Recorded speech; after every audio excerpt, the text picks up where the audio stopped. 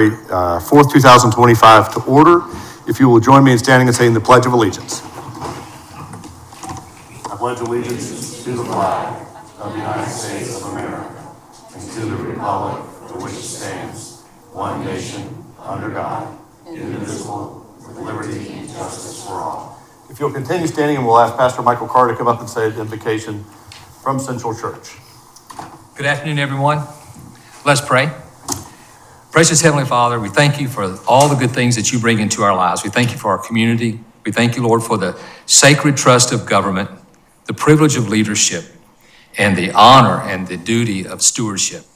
I ask that your hand would be upon our leaders and our government, and that you bless the stewardship of this wonderful community, and that you'd help us to remember what a blessing it is to be given such a great tool to work with so many wonderful people. I ask, God, that you would bless our leadership right here in front of me, that they would sense your hand upon their lives as they do what they do for the benefit of our community. We ask all these things in Christ's name. Amen. Amen. Thank you.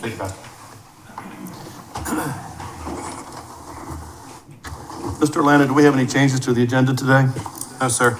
All right. Is there a motion to accept the agenda as is? So moved. Second. We've got a first and second. All those in favor, please signify by raising your right hand. So moved. 7-0. Approval of minutes. Next, we have the workshop minutes from January 9th and the regular meeting minutes of January 14th. Is there a motion to approve? So moved. Second. We've got a first and a second. Any discussion? Yes, I noticed on the minutes from January 14th, there were a couple of sections that were missing the questions by council. It seemed like there was, a lot of detail regarding questions in most of them, except for A-Tax and the RBC. Is there any adjustments or corrections you wish to make? Or just want us to go back and take a look at it? I'd say go back and take a look at it. Okay, so then we'll send that one back. So is there a motion to accept or to amend the motion? You're moving to amend. Whose motion? Who made the motion? Steve made it. So the motion would be to withdraw that motion and then to approve only the January 9 minutes. Yeah, Steve. Move approval of the January 9 minutes. Ms. Becker, you would need to second that? And I will second that. Okay, so we've got a first and second. Any other discussion? All those in favor signify by raising your right hand. So moved, 7-0.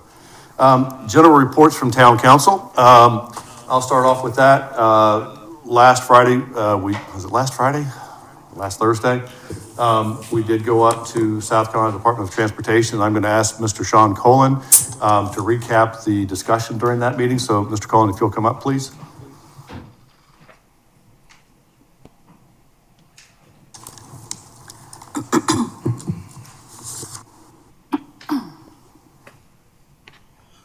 Thank you, Mayor, Town Council, Town Manager, Sean Colin, Assistant Town Manager. I'm going to provide a summary of the meeting attended from Hilton Head by the Mayor, our Town Manager, Mark Orlando, Councilman Alex Brown, Councilman Steve Desimone, and myself.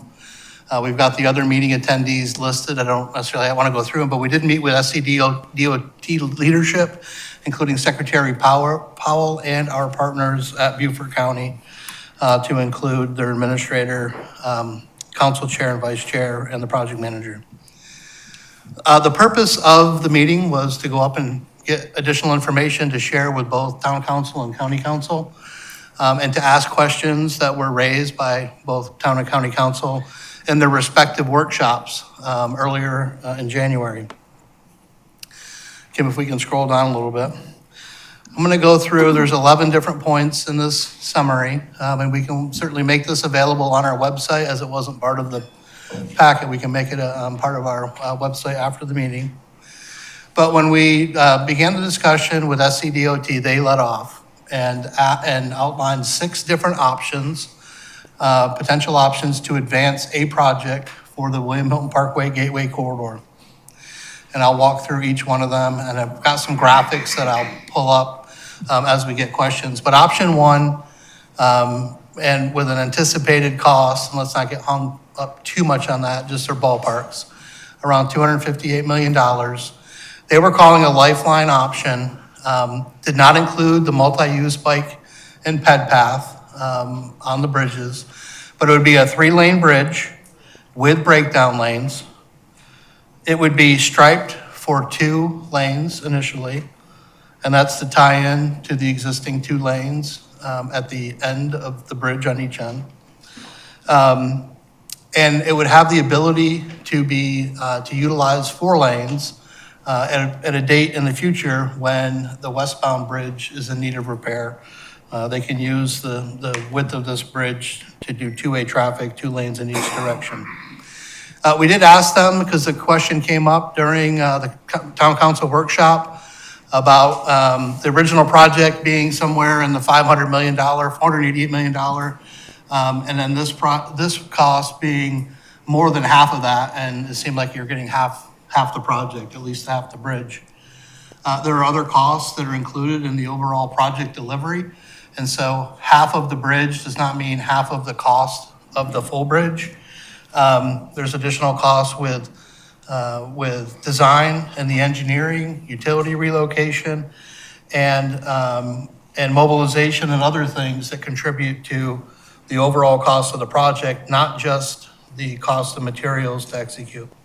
So that was option 1. Does everyone understand that? It'll be replacing the eastbound lanes with a new bridge striped at 2 lanes, built for 3, but striped at 2, with the ability to carry 2 lanes each direction when westbound, when the westbound bridge is addressed. Option 2 was basically the same lifeline option to build that bridge, but to include the multi-use pathway. That increased the project scope to approximately $320 million. There's an option 3, which again, they call these lifelines, did not include a multi-use pathway, but it would be a full 3-lane section from Moss Creek, the bridges, all the way through Spanish Wells Road. So that would address eastbound lanes for the full extent of the project. That option was estimated about $274 million. Option 4 is that same treatment of 3 lanes from Moss Creek all the way through Spanish Wells, but also includes the bike and ped multi-use pathway at a cost of approximately $340 million. Option 5, we shouldn't spend a whole lot of time on. That was the full project, and they have a cost in there of about $467 million. And then option 6 would be if SCDOT comes to a point where they just need to move forward with replacement of the eastbound Mackey Creek Bridge, that would be option 6. So it'd be one of the 4 bridge span replacements, and that's approximately $88 million, $89 million. We did ask about constructability, and not just the cost, but what do these options from a time frame, how are they impacted from the constructability standpoint? They mentioned that option 3 or 4, due to the increased extent all the way through the Stony community through Spanish Wells Road, are likely to take longer. They mentioned that bridge projects in isolation typically move through and are constructed at a faster pace. They did also mention that any future projects could be coordinated through our metropolitan planning organization, the Low Country Area Transportation Study, which serves as the regional body to develop a long-range transportation plan for our region and to program projects for transportation improvements. Number 2, we talked about potential approaches to deliver the project, and SCDOT mentioned that they're considering a design build. Design build option may help with finding economies and to deliver better pricing. The design build would consider design alternatives, including the bike and pedestrian multi-use connections. And through that design and build process, you'd be able to understand through bidding the real pricing and then what specific options could be included in the project. There's been a lot of questions about the project started at the $245 million, and it was up to 466 on the slide on the previous page. Well, SCDOT has mentioned that they've experienced approximately 70% increase in project costs and escalation over the past few years. And this project is not immune to those cost escalations. Any questions to this point? Question? Tolls, we asked some specific questions again that council had brought up. Number 3, tolls and reversible lanes. Could SCDOT place a toll on the William Hilton Parkway? They mentioned that per state statute, placing a toll on an existing free facility is not allowed. There was talk about tolling an extra, like a bypass, a new road. They mentioned that the timing, there's concern about some of the timing there, as that requires extended evaluation, including toll studies, environmental review, and permitting. Reversible lanes, we asked them very directly, could you build a bridge with a lane that could be reversed in AM or PM?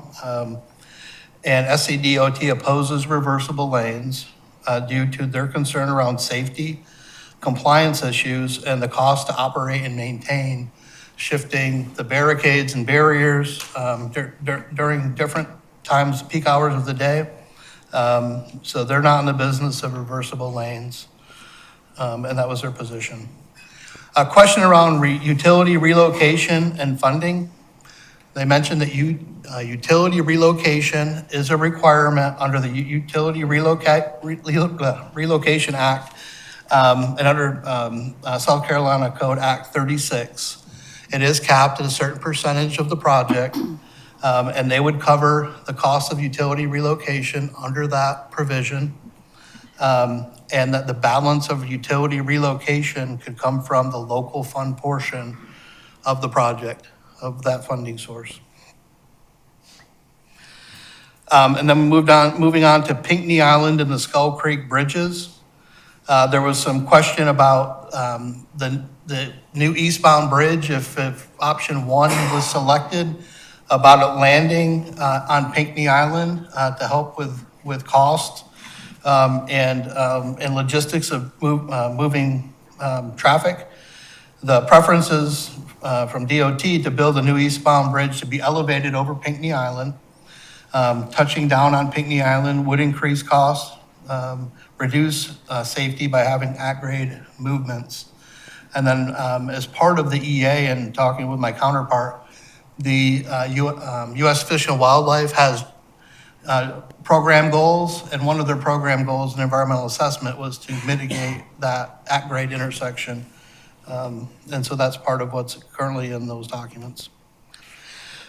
Skull Creek Bridge substructure, and this one, regardless of the option selected, except really option 5 or 6, which is the full project at $467 million, or SCDOT just doing the bridge replacement. Because we're not touching the westbound bridge span, the existing substructure for the high bridges, the 2 bridges that go over Skull Creek, they're supported by one substructure. There's 2 decks, they're slightly separated, but the 2 decks sit on one substructure. So the eastbound deck must remain if the westbound deck remains. And under most of these options, the westbound deck remains. As we did talk with SCDOT about the opportunity that the eastbound, by maintaining the eastbound lanes, about providing access from Jenkins Island to Pinckney Island using that facility. But it does mean that you'd have the existing high bridges that over Skull Creek, and then the new eastbound bridge parallel to that. We asked about on-island grade separations and relocation, specifically about Squire Pope Road and Spanish Wells Road, those intersections and grade separation. There was concern, and the response was that to implement that would require multiple residential relocations, and it would dramatically increase costs, in their opinion, to execute. They indicated that Windmill Harbor Signal will remain as part of the project, regardless of the option, excluding option 6. John, if I might correct you on Yes, that sir. one, because that was corrected yesterday with Jared Fralix. Even though if option 6 was chosen, the Windmill Harbor Light would still remain. So that is. Would remain, yeah. It would remain. So that's just a little confusing the way that is written. Oh, I understand. I think we meant it wouldn't be part of the project because the option 6 would be just the eastbound bridge replacement. But consideration of that intersection still should be. Yes, sir. Questions about mitigation elements and community impact. Costs for the Stony community mitigation would only be funded within the project if the project extends into the Stony area. So if option 3 or 4 is selected, the funding committed for the mitigation as outlined in the environmental assessment would be included. The funding would not be included under the other options. Project timing, so time frame for project changes. So we asked if, what are the next steps? If there's a decision, how long until you get to get to construction and how long to complete the project? So they anticipated about a plus or minus 6 month period to update environmental documents once town council and county council agree to a path. And it's something that SCDOT and Federal Highways agree to. About 6 months, plus or minus, to update the environmental documents. The design build process that I mentioned earlier in my comments were approximately 14 months under their estimation. Right-of-way phase, another 12 months or a year. And so that right there is 32 months. And then the construction span, 2 to 3 years, so 24 to 36 months. So 2.5 years, 32 months to get to a project. And then beyond that, another 2 to 3 years for a construction period, again, depending on option selected. Project coordination and scope. It was a very positive meeting. The coordination between the parties was welcomed, and SCDOT emphasized the need to continue those coordinated efforts. They let us know that they would continue to meet with the SIB to let us know about our actions and activities as we went through until we were ready to submit something to the SIB from position jointly from the town and the county, and to keep them in the loop. They also suggested a joint resolution between the town and county approving a project scope and the funding strategy associated with it. They suggested that to resolve the concerns of the State Infrastructure Bank. With that information, the State Infrastructure Bank could evaluate, assess, and make their determination. And so the steps forward, town and county continue to have discussions to reach an agreed upon position.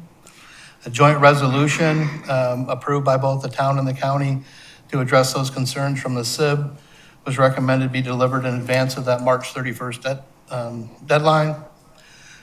That agreement would provide clarity to SCDOT of our collective position. And then beyond that, Beaufort County would need to revise its intergovernmental agreement with the SIB. They have an agreement with them on the current grant award, as well as its agreement with SCDOT for project scope. Right, thank you. Is there, we had discussed briefly of having a joint meeting Yes, sir. between the town and the county. Can you discuss that? There's another slide, Kim. It says joint meeting. I put it on here so everyone can see it. So Beaufort County, there was a meeting at Beaufort County Council yesterday where they provided the same information that I provided to town council today. At that meeting, there was a suggestion made to have a joint meeting with both Beaufort County and town of Hilton Long Island Town Council. The meeting the details are up here. Wednesday, February 12th. So it's a week from tomorrow, 5 to 8 p.m. The location is Buckwalter Recreation Center. It's on Buckwalter Place Drive, Buckwalter Parkway, Buckwalter Parkway, right there in front of me. 905 Buckwalter Parkway, I put the address in there and then forgot. And then the draft meeting agenda items, things to consider at that meeting. If you scroll down just a little bit, Kim, would be to review the SCDOT proposals, have a joint discussion between county and town councils of the information that we've been updated on here separately, review the available funding, project funding, and then discussion of next steps. They are working to prepare a draft joint town and county resolution. And I think they'll bring that to the meeting to get comment and feedback from both councils during the meeting. Elected official comments and then a public comment period. And then the goal is really to provide feedback on those proposed agenda items to see where both councils are in relation to the information provided to date. Okay. So. Awesome, thank you. So I'm not going to really open up for questions now because we'll be doing that next Wednesday, which is a good time to bring everything forward in front of both councils and the community. So Sean, thank you for that. Yes, sir. I've got two other quick general reports. One, I want to wish Alex Brown happy birthday. It was his birthday on Sunday. And then please don't forget that on February 26th and 27th, we'll be having our workshops or strategic action workshops at the Westin. So any other general announcements? Ms. Bryson? Sure. A couple of things. First of all, I want to congratulate MLK committee. Excellent walk and also program at the high school. I'll encourage folks to put that on their calendar for next year, especially town council members to participate. And I really want to point out the involvement of young people in our community, including an MC for the event. So I want to congratulate them, and especially for involving young people. This is Black History Month, and NIPCA is having a gala celebration all during the month. There are a number of different activities, including an art exhibition, a gospel series at several churches, and more information about this should be available on the town's website, I hope, that we're alerting folks to these various events. And also want to congratulate Historic Mitchellville Freedom Park. I think I saw Ms. Peterson come in for Freedom Day on Saturday with a wonderful speaker about a book about the Combahee River Raid, and also the sculptor. There's a traveling Harriet Tubman sculpture at Historic Mitchellville Freedom Park, and I would encourage everyone who hasn't been out there to see that. But the sculptor was there on Saturday to talk about an inspiration for the sculpture. So I highly recommend that, and thanks to Historic Mitchellville Freedom Park for that special event on Saturday. It's more of a public service announcement more than a report. I just want to remind anyone who comes to our town council meetings to sign up to speak, even if your intention is not to speak, so that if you might hear something during the meeting that makes you think of something that you'd like to share with us or give us feedback on, you have signed up and have the opportunity. So that's my public service announcement, to always make sure that you sign up to speak, and you can always pass if it doesn't move you to stand up. Thank you. Thank you. Any other general announcements? All right. Seeing none, we'll move on to presentations and recognitions. We've got Mr. Peter Christian that's going to give us a report of the Green Space Advisory Committee.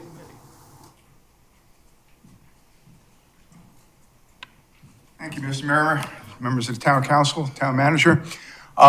Just a slight correction on the agenda. I represent Southern Beaufort County, not just the town. The Green Space Committee is comprised of representatives from southern, western, eastern, and northern sections of Beaufort County. A member of the County Council who was Alex Howard, and since Alice has been elevated to chairing the County Council, Larry McEllen, who is a representative from Hilton Head Island, has taken her place, and Senator Davis is the representative from the state. And as you know, this was the brainchild of Senator Davis to raise $100 million. It went to a referendum, passed overwhelmingly, and we are now in the phase of accepting properties. And I wanted to share some news with you. As you know, the Mitchellville tract was one of the first ones that we considered. It went through a process. There was a little bit of concern about appraisals, and the town council had asked the committee if they would look at a third appraisal to see if there was a discrepancy. They have done that due diligence, and there is a recommendation, and I don't want to say an exact amount, but it was considered at the Natural Resources Committee of the County Council yesterday. It will be considered at the February 10th meeting of the full County Council, and hopefully something positive will come about that to provide the town with some additional funding. Also, the Beach City Road tract, which I believe is a 1.9 acre tract, there was an ask for $250,000 for that particular tract, which you have already purchased for reimbursement. That also received a favorable recommendation from the Green Space Committee going forward. And as you already know, there are several tracts across from the Crazy Crab where you had purchased land, and among those were vacant properties that were up for sale. Those went, and I think those are in just about to close. So that's another positive item. The town has been visionary, and you have had a land buying program for decades. And to my knowledge, you are the only municipality that has a land buying program to your credit. And that is to be emulated by other sections of municipalities in Beaufort County. So very well done. And if you tune into the February 10th meeting, hopefully we'll see a very positive outcome come out of the County Council meeting. That's my report, Mr. Mayor. Thank you. Thank you so much. All right, unfinished business, we'll move on. Mr. Cullen will be presenting the consideration of an ordinance of the town of Hilton Head Island granting easements to the South Island Public Service District for infrastructure installation.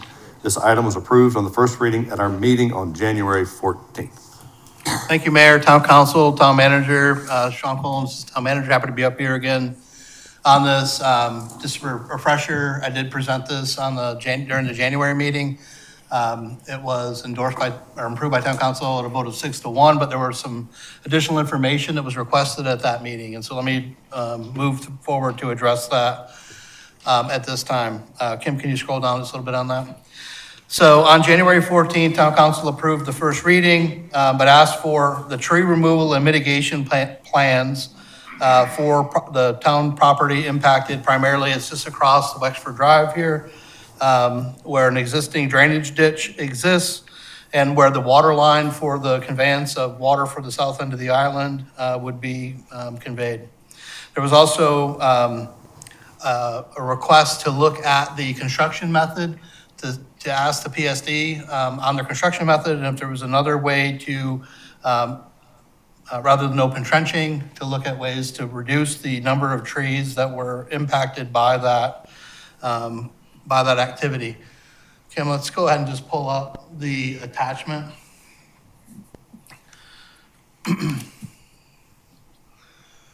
So what's on the screen is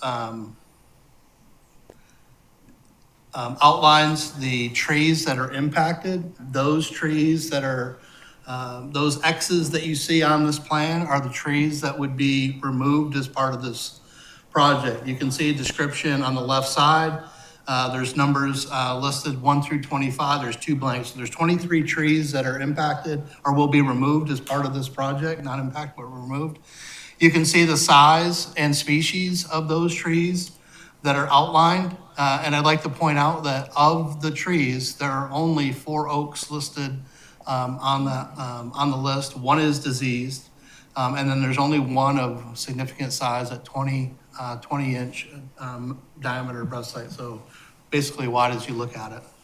So that is where, those are the trees that are part of the tree removal plan of the project. Before I move on to the replanting, the construction method for this operation that's least impactful to trees per the PSD is the open trenching. The additional equipment that's required to get in to do the boring operation, you can kind of see as they moved around the island, the length of that boring operation. In their estimation, the boring operation would impact and would have more impact and require more trees to be removed as part of this project. They're more nimble on the open trenching and the equipment that they need to get into that area. And again, that's the least impactful from a tree impact. If we go down to the next page, Kim. What's being proposed is a mitigation plan for the trees removed. At council's request was to replace all of the, well, is the replacement trees needed to all be live oaks. And so you can see the live oaks, there are 14 identified. There are 7 on the top and 7 on the bottom that would be replanted as part of the mitigation strategy. There could be some additional understory at the edges, but that's really getting really deep into the permitting and the weeds on that. But this is the mitigation strategy for the 14 oak trees that would be replanted as part of this project. And so those would be conditions of the permit. Has not been approved, but those would be the conditions that would be part of the permit. We have conveyed this information and worked cooperatively with South Island PSD. And I'm happy to answer any other questions that you may have at this time. But my recommendation is to advance second and final reading for these 4 easements. So for the South Island PSD utility relocation project. Okay. I'll go to public comment first. I'd like to remind everyone that the new public comment ordinance that was adopted in June states anyone wishing to make a public comment must fill out a form prior to the meeting. Kim, has anyone signed up to speak? I have one public comment here that does not have an agenda item attached to it, yet it says it's an agenda item. So I'm not sure. Megan Fitzpatrick? Is that on these trees? This? No, it's actually a different agenda item. Okay. Do you Which? want me to do it now? No. Which one is it? Which agenda item? The text amendment for the Okay. hotel version. Thank you. Okay, then no. Okay, thank you. Seeing none, any questions from council?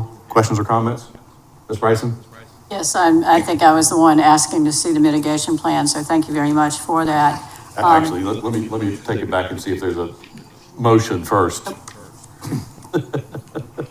I move approval. Second. Okay, we've got a first and a second. Now we'll have discussion. Sure. Thank you. See if I can rewind the tape. Anyhow, I was the one who asked about the mitigation plan, so thank you very much for providing that. And the detail on the location of the trees being removed. I think it would be helpful. Do you have one of those laser things to point out numbers as I'm asking about them? Not sure what to call it, but thank you. Would you like me to put the one that shows the removal No, I'm or gonna. the replanting? Okay. Yeah, ask you. So I particularly want the public to know about the oak trees that are being removed. So as I understand, on the top line over to the far left, there's number 1 tree is a 15-inch oak tree being removed. Far left, not far left. I don't know which side it. Yeah, so this is Top, on the top, all the way over. Sorry, I can't do it this way. That way. Right. Yeah. So where the X is in the middle of it. So that's a 15-inch oak tree being removed. And then number 4, which is the 4th X down that line. Oop, there you go. So that's an 8-inch oak. And then down on the bottom, over in, to the far right, tree number 22, over to the left, there we go. That's the diseased 15-inch oak tree. And then number 25, oops, one up. I'm sorry. Yep, there you go. So that's the 20-inch live oak tree. That's the one closest to William Hilton Parkway, is that correct? That's correct. Yeah, that's the one that I think folks will notice the most. I want folks to know where these trees, the live oaks, are going to be. And as I understand it, the tree replacement plan calls for 14 4-inch live oaks. So that's a lot smaller than a 20-inch live oak, even though there are a lot more of them. If this were a private property owner or a private developer, would they be required to plant the same number of trees in exchange for those 4 live oaks being taken down as well as the other trees?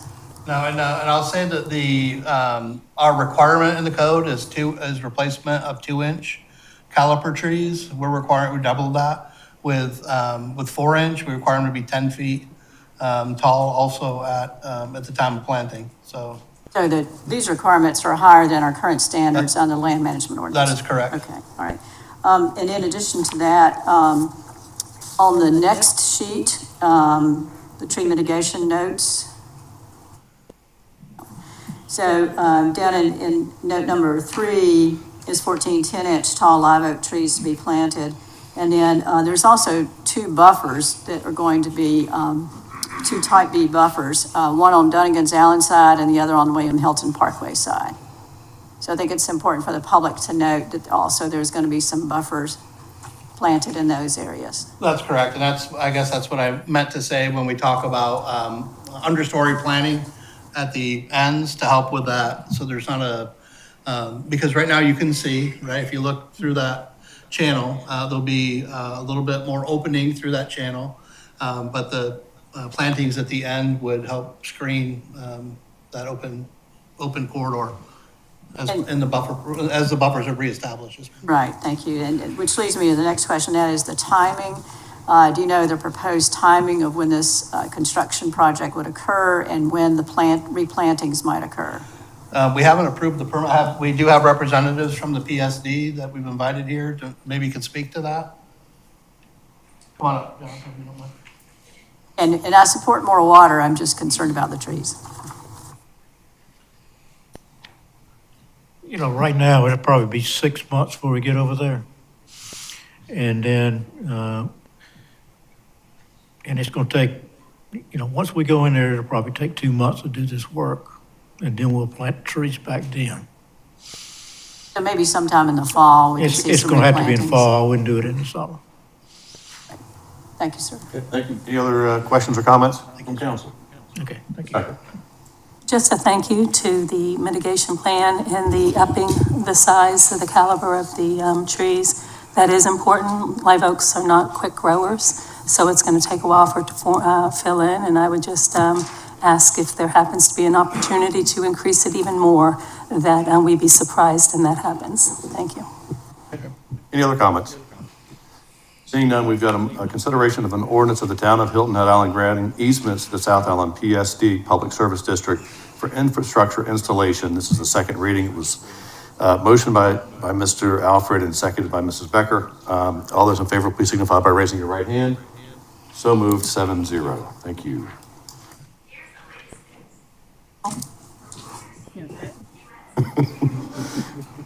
We will now move on to new business before us, the proposed meeting schedules for the Community Services and Public Safety Committee and the Finance Administrative Committee. Are there any questions? Do we have those up here to see so we can put them in front of us?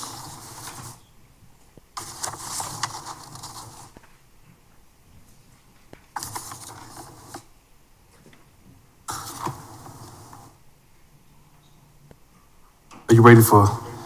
I'm going to ask if there's anybody signed up for public comments on this? No, sir. Okay, thank you. Now, is there a motion to accept? And we'll start off with the Community Services Public Safety. I'd like to make a motion that we accept the 2025 meeting schedule of the Community Service and Public Safety Committee. Okay. We've got a first and a second. Any discussion? Seeing none, all those in favor, please signify by raising your right hand. Who So moved. seconded? Steve, Mr. Alfred. may I just make a comment? Yes.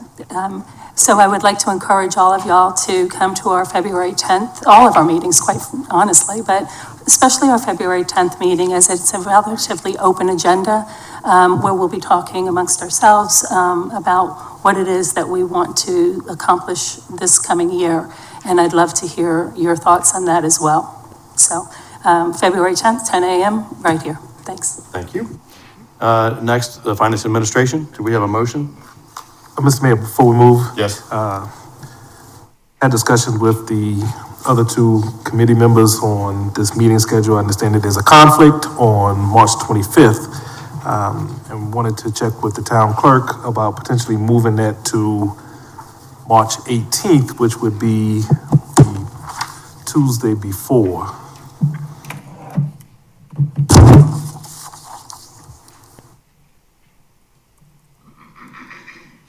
The same time? Yes.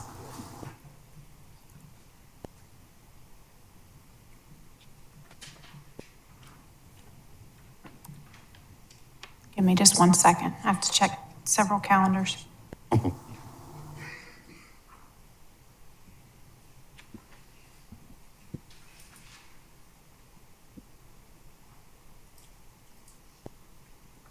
March 18th. Yes.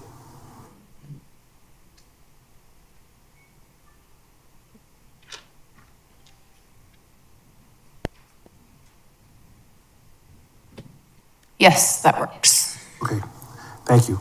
So, Mr. Mayor, Yes. I would move that we accept the 2025 Finance and Administrative Committee schedule as proposed with the change of the March 25th meeting to March 18th at 10 a.m. Second. Okay, we've got a motion by Mr. Brown, second by Mrs. Bryson. All those in favor, please signify by raising your right hand. So moved, 7-0.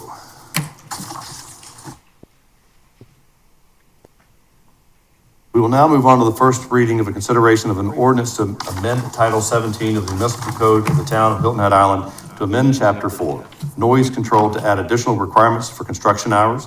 Town Council held a workshop on September 24th, 2024 to discuss the LMO amendments plan. At that time, the Town Council direction was to amend the town's noise control ordinance and to add construction hours as part of the priority amendments.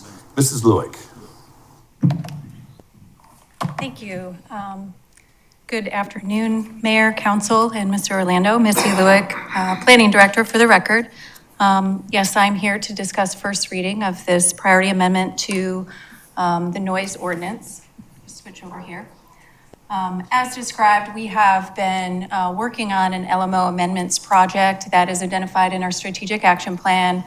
As part of that project, we have conducted an analysis of our land management ordinance and created this LMO amendments plan to incorporate policy changes and bring our LMO into alignment with our comprehensive plan and to incorporate those changes anticipated with our district plans.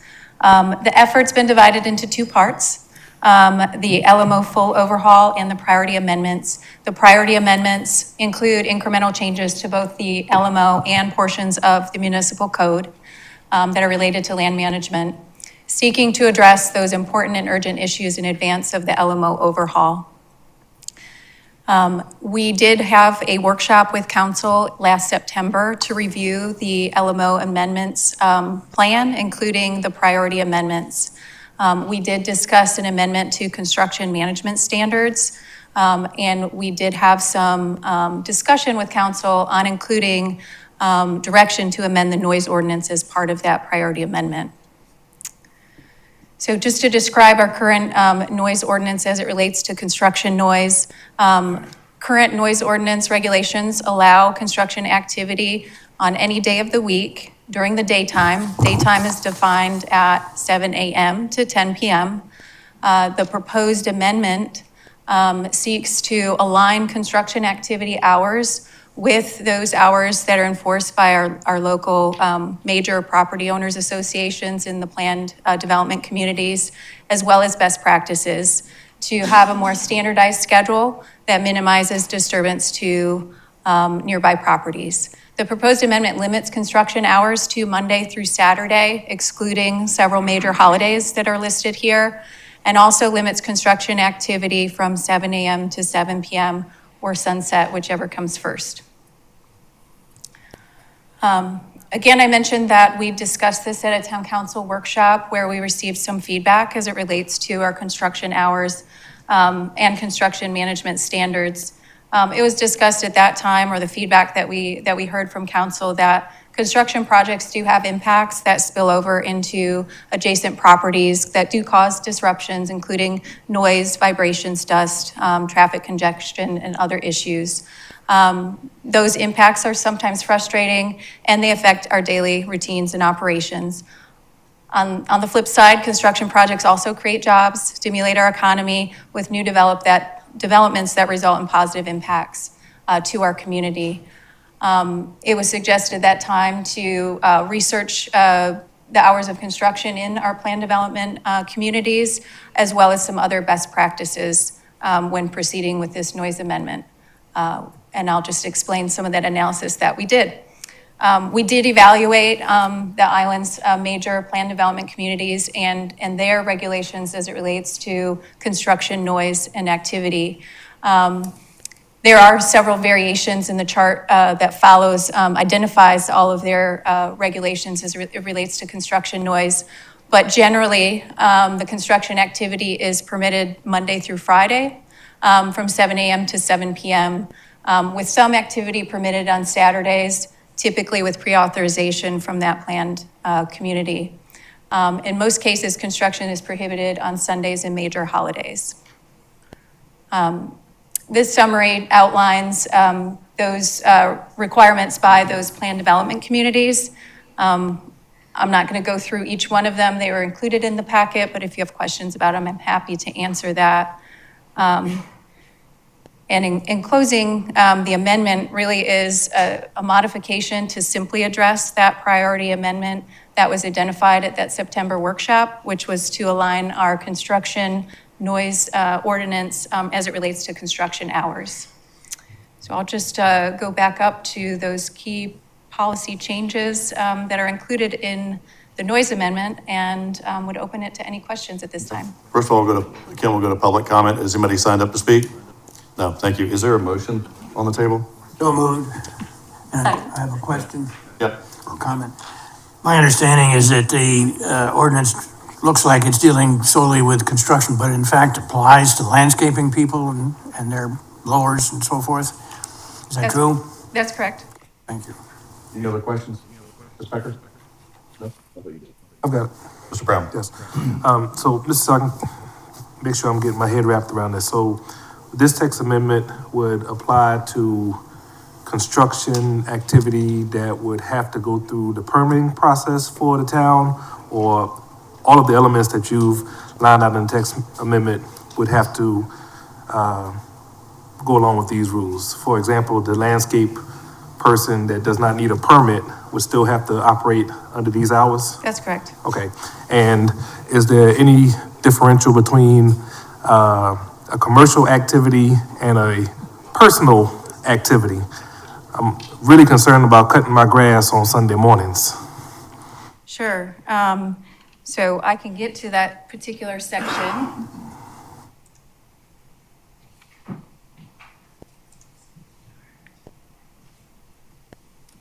So the noise ordinance includes amendments just to two sections, one in the prohibited acts section and the other in exemptions. The prohibited acts section prohibited in item 2 with no change, construction, excavation, demolition, alteration, repair. It used to say during the daytime, other than the daytime, excuse me. So those times it was prohibited outside of 10 p.m. to 7 a.m. So construction activity was prohibited. Now it is a prohibited act outside of the hours of 7 a.m. to 7 p.m. or sunset for all of those activities that are stated below. So it really just changes what daytime was defined as, which prior to it was defined as 7 a.m. to 10 p.m. and daytime now is defined as 7 a.m. to 7 p.m. or sunset. There's no change to here what is prohibited prior to, other than there's 3 less hours of construction activity allowed or sunset. I guess I'm focusing on the Monday through Saturday piece more than anything else. Correct. The code is changing. I understand the daytime decrease, but the Monday through Saturday piece is what I'm focused on. Correct. And that is a change to current operations. I guess to simplify my question, Missy, can I cut my grass on Sunday morning? Yes. Mayor, I might see if I can help out. There's some prohibited some exceptions, sorry. And it is grass cutting, but the private property owner, a non-commercial activity, which is an exception. It is accepted here in exceptions, item 6, it includes non-commercial activity as well as activity that is operated Sorry, let me just read this real quick.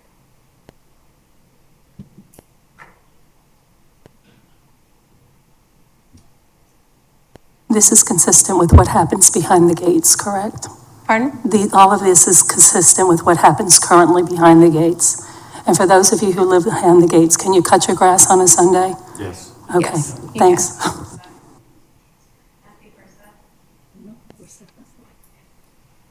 Granted, got it.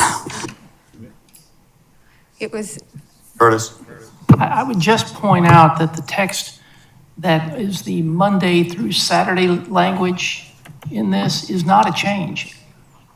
It's always read that way. that's correct. In item 6, we're not changing the Monday through Saturday. The non-commercial persons' hours of operation were 7 a.m. to 6 p.m. This adds an additional hour, but it was Monday through Saturday in the existing text. Okay. Let's say you can cut your grass on your own property if you keep the noise level below 95 dBA? That's what that says. How noisy your lawnmower is, huh? Get a push mower, with blades. Any other questions, concerns? So, I do want I want to address this, the emergency and the special considerations that would come around. Is that being changed at all within this? For emergency, Right.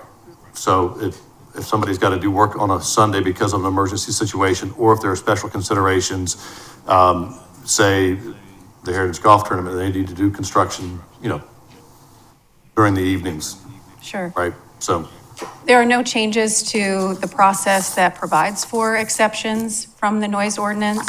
And those are carefully considered through the process that the current code just want to allows. make sure, yeah. And then I don't think that 7 to 7 or 7 until sundown is a real feasible thing, because sundown is subjective unless you really believe the weatherman. So I would suggest if somebody wanted to make the motion of going 7 to 7 across the board. Well, that doesn't work in the wintertime. It doesn't work in the wintertime. It's dark at 4:30, 5 o'clock. You don't want someone out doing construction at No, I'm just, 6:30 in looking December. at the other POAs that are out there, there's only one that goes to sundown, and that's Shipyard, if I'm not mistaken. I believe you're right. Going back on my memory. Well, wouldn't think we'd want to give people permission to do construction in the dark based on anything. Let's watch for this 6. Shipyard was 7 to 7. Okay. Port Royal was 7 to 7. Rolls until dark. Until dark at Port Royal, Yeah. 7 to 7, 7 to 7, 7 to 7. Okay. And then for clarification, does this change of time affect the PUDs? They would have to be in compliance with our regulations and theirs. The plan development communities can have regulations that are more strict, which they do currently. So if we went 7 to sundown, then ours would be more strict than some others. Yes, They would have to comply to ours. yes. With both. Okay. I would rather see it 7 to 7, but,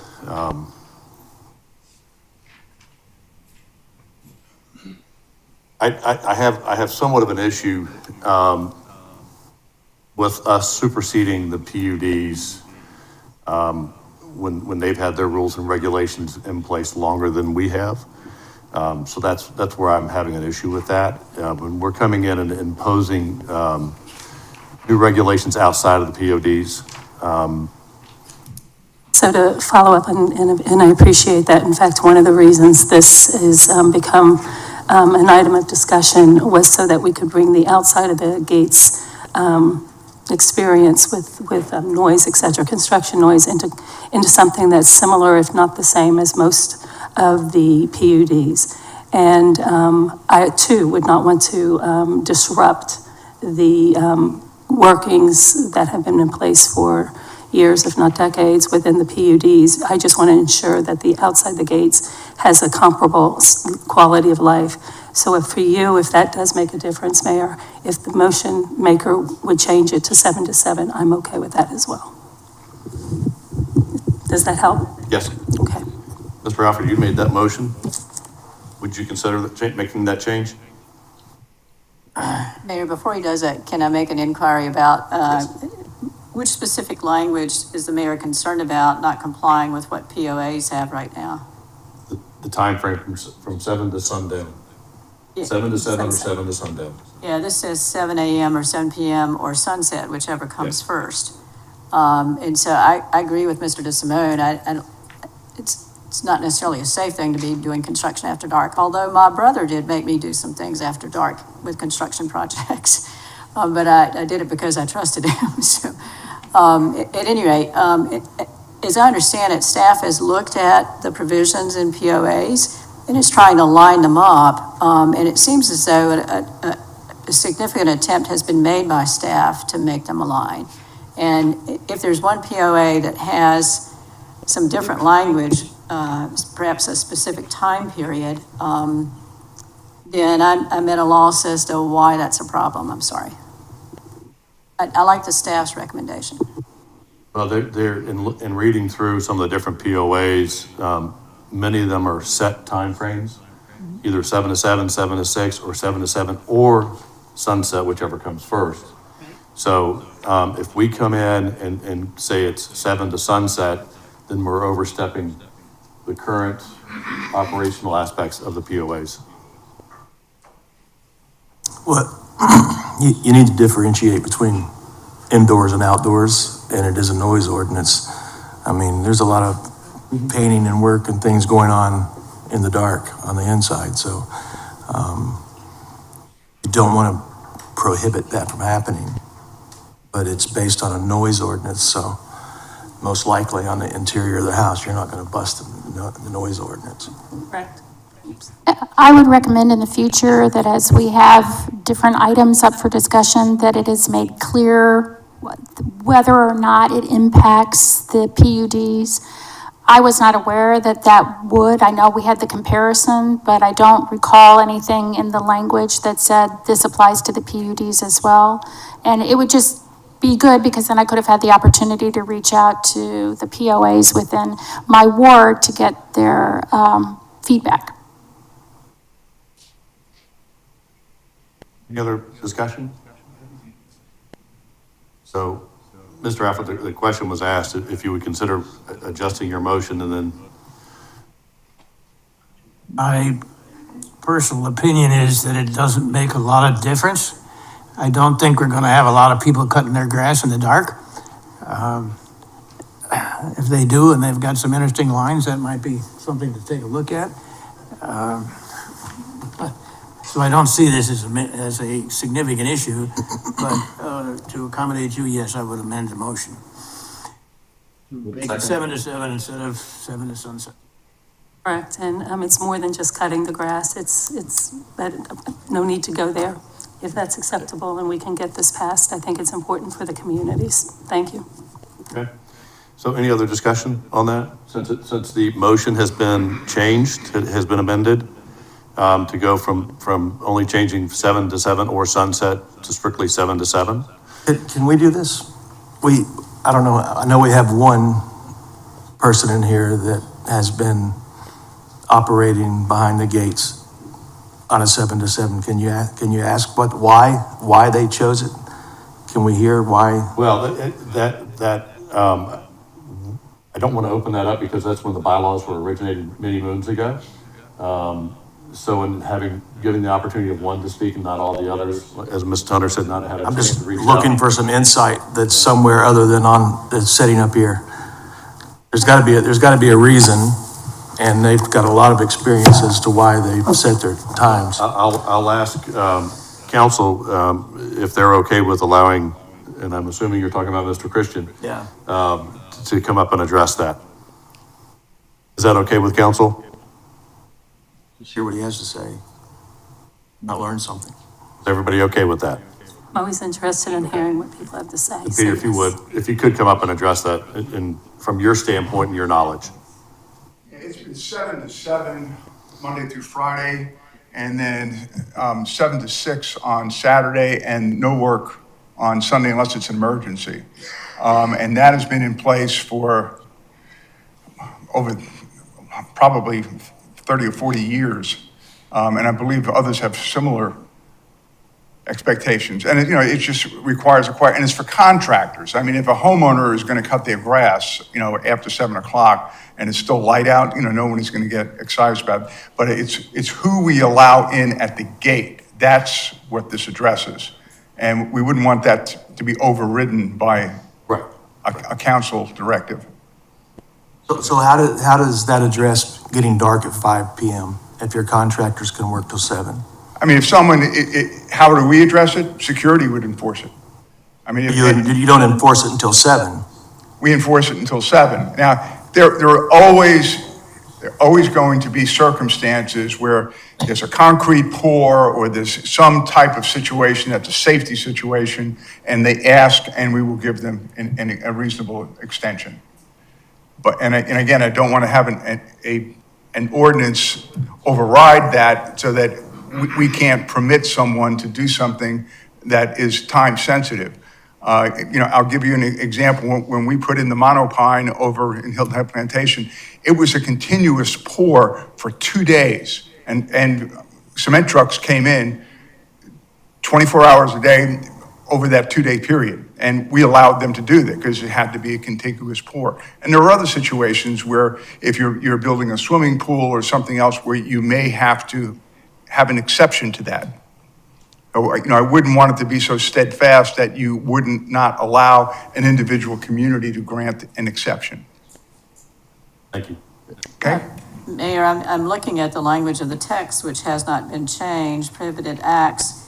It says this section shall not apply in cases of extreme or urgent necessity in the interest of public safety and convenience, and then only by permit obtained from and issued by the town manager. So the town manager could allow someone to do something in those cases beyond sunset. Yes, he could, but then he's now having control over the PUDs, the POAs. And that's outside of his realm. I would have to ask our town attorney for an opinion on that one. Mayor, I couldn't respond.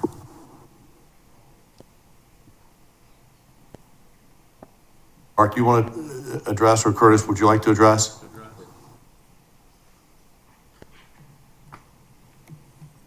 Well, the ordinances of the town apply throughout the town. And so if the town's ordinance, which will currently read as the amendment has been proposed, 7 to 7, Monday through Saturday excluding holidays,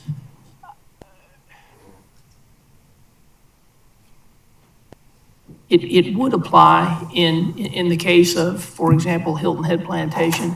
If there's a situation going on in Hilton Head Plantation where you have a need for continuous work, the ordinance does provide an outlet for that. I mean, but your ordinance applies everywhere if you adopt it. So. You want me to, from my vantage point, whether it's Absolutely. whether it's a subdivision or a building permit, the town code prevails behind the gates or outside the gates, inside the PUDs or not.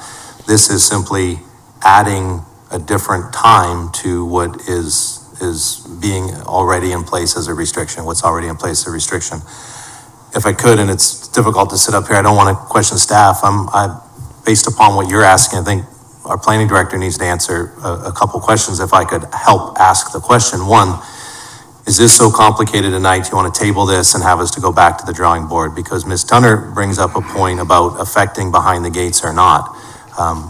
We had a workshop, and that's what I'd like to ask Missy. I think what's really important is when was that last workshop and what was the direction to you and to Sean Leiniger to bring this forward? We are simply trying to align our provisions with what is inside the PUDs. We are not advocating to make it more restrictive. We are simply trying to even the playing field outside the gates. Our public safety director, Bob Romich, has called often more about construction hours before 7 and after and on weekends where it's just disrupting neighborhood. More on the nail guns on the roof at 6:30 a.m. and 8 p.m. And that doesn't happen behind the gates outside of those hours. I think you're spot on when you're asking the question, because, you know, with just even from a personal standpoint, I cut my grass on Sunday morning, and sometimes when I'm bored, it's Friday night at 7:30 at night. So I just want to hear from Missy of whether whether individual use on their property is part of this, or if it's exempted. And I think those need to be yes and no, answers that are clear. Sure. But to start with the first question that Mark asked was what was the direction from council? And it was to look at changing the hours of construction, which currently are every single day of the week from 7 a.m. to 10 p.m., to align with those POAs and other best practices. And so, no, it was not the intent to supersede or intervene with these PUD practices. We were trying to align our noise amendment with those best practices that are that exist within these plan development areas. And the amendment does have right now where we already have a prohibited act of all of the construction activities that are named in this paragraph during the daytime, other than daytime, so outside of the construction hours, and we're changing those. There are some exceptions to those that are listed here that relate to non-commercial persons. The change here, so it existed as it was described before, so non-commercial persons, so you and I mowing our grass, had a restriction prior to of the hours of 7 to 6, Monday through Saturday. This clarifies that, it added an extra hour, kept it on Monday through Saturday, but excluded some holidays, is what the change was. Then there was also, and those are noise levels, again, that are greater than the sound ordinance requirement, which is over 95 decibels at the property line. Does that answer those questions? It does, and if I could help, it's the sunset clause that's making it more restrictive, not less restrictive. Correct. That's why we made the amendment to It boils down to the sunset clause, because I see that as more restrictive on the POAs than what is currently on average, what they're doing. And I don't want us to be overstepping our boundaries with the POAs when they've got their rules in place. So can I just add a little bit to that? That is true. People who live behind a gate in a PUD have all types of rules and restrictions that they live with. When you live outside the gates, as several of us now on the council do, you don't have any of those safeguards. And so what the attempt is here is to give the same quality of life to those who live outside the gates as those who live behind the gates enjoy.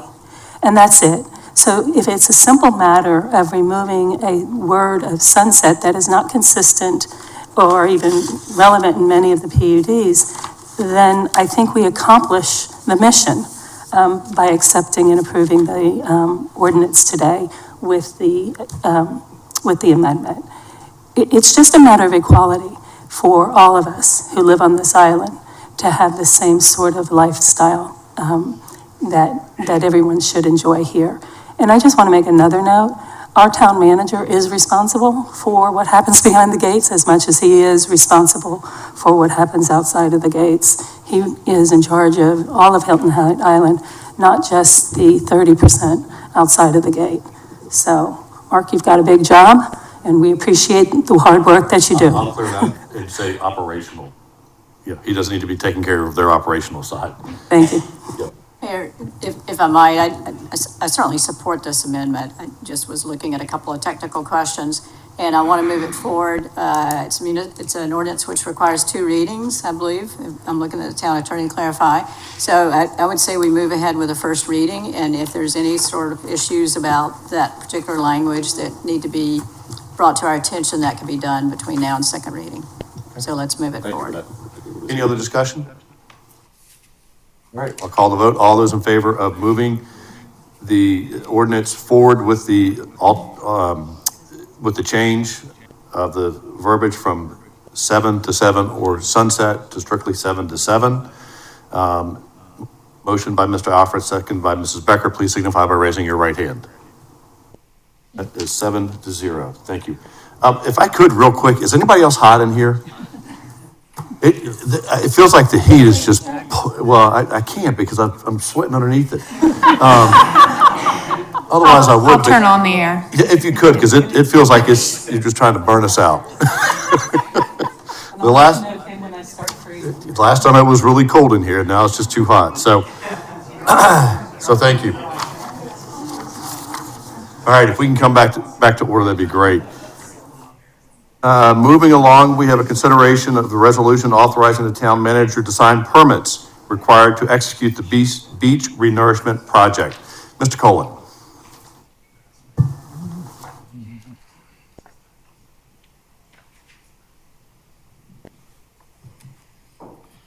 Thank you, Mayor, Town Council, Town Manager, Sean Cole, Assistant Town Manager. I'm going to walk through a request for Town Council consideration of a resolution to allow the Town Manager to sign and accept the permits needed for the beach renourishment project. In order for the town to execute the beach renourishment project, it needs a permit from both the Army Corps of Engineers and the South Carolina Department of Environmental Services. We have been pursuing the permit for the beach renourishment project for some time with the expectation of advancing a project for execution here later this spring with construction later this summer to renourish our beach. A requirement of our permitting, both at the federal and state level, are to coordinate our permits with the permit agencies. A requirement from the Army Corps to receive their permit is to receive information from the U.S. Fish and Wildlife Service to include a biological opinion as they have jurisdiction over endangered and threatened species. And they are the ones that, through that process, help set the construction window for when activities can occur as it relates to impact to wildlife, including turtles and birds and others. In August of 2024, the U.S. Fish and Wildlife Service, who we had been working with, issued the initial biological opinion, a draft biological opinion, under Section 7 under the Endangered Species Act. In this biological opinion, for the first time, was the inclusion of a requirement that's called under a term and condition rather than an advisory recommendation. But for the first time, there was a requirement in the term and condition from U.S. Fish and Wildlife to mandate a year-round ban on dogs within certain portions of the town's defined beach.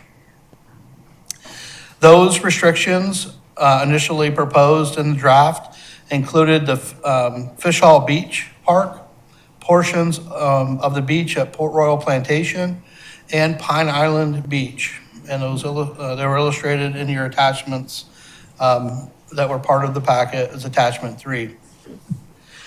The biological opinion cited concerns about the potential disturbance to birds from the presence of dogs, even when leashed.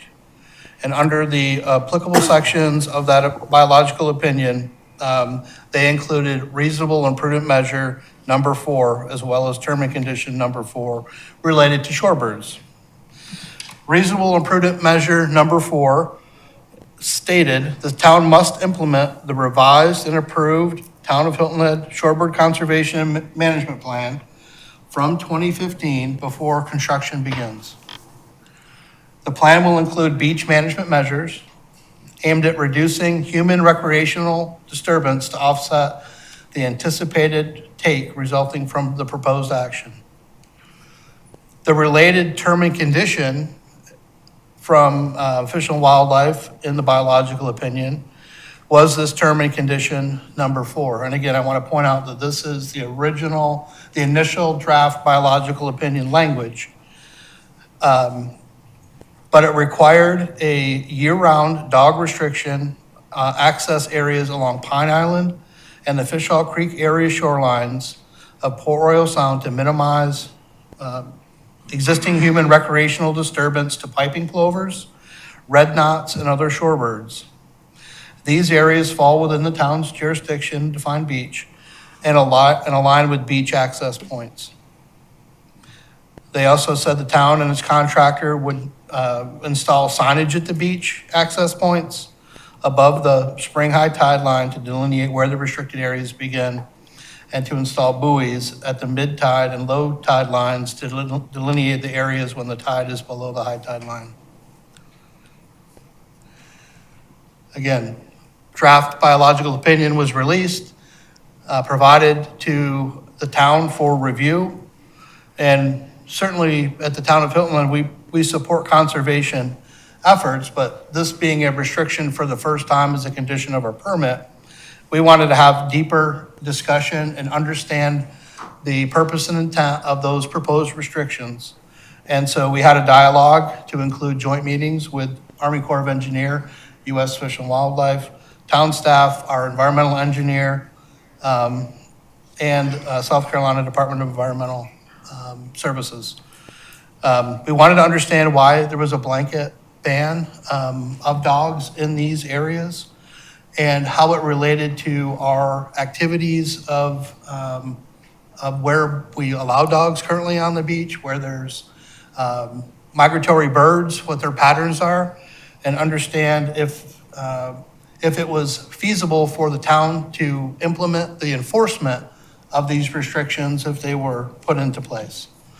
So over the course of a few months, right, this was August of last year when we received the draft biological opinion, we worked really through the balance of 2024 to, through a coordinated effort on a discussion to come up with some considerations to modify that language.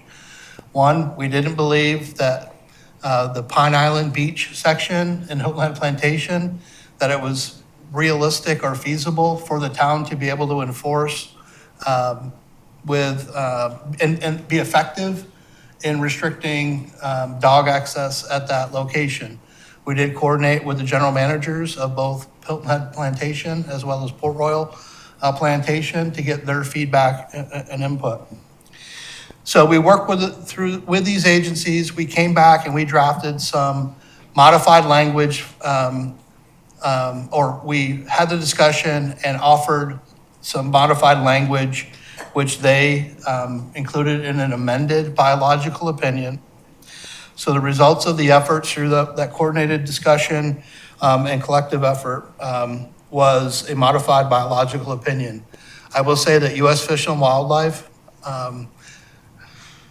just like when we receive an application here and we issue a permit with conditions to plant back 14 live oaks at 4 inches and 10 feet tall, they have requirements that they require or mandate as part of the federal permit and state permit from Army Corps and South Carolina Department of Environmental Services. So anyway, they modified their biological opinion. They reduced the area where the restriction applies. And Kim, can we pull up yes, that one there. So the modified area for where the restriction would apply is much smaller, does not include Pine Island Beach anymore, and does not include a much larger footprint of for the fish haul. And I'm gonna pop this up, but this was the original footprint outlined in blue for where the restriction was proposed. And then this is the resultant restricted area as part of the biological opinion that's part of our permit consideration.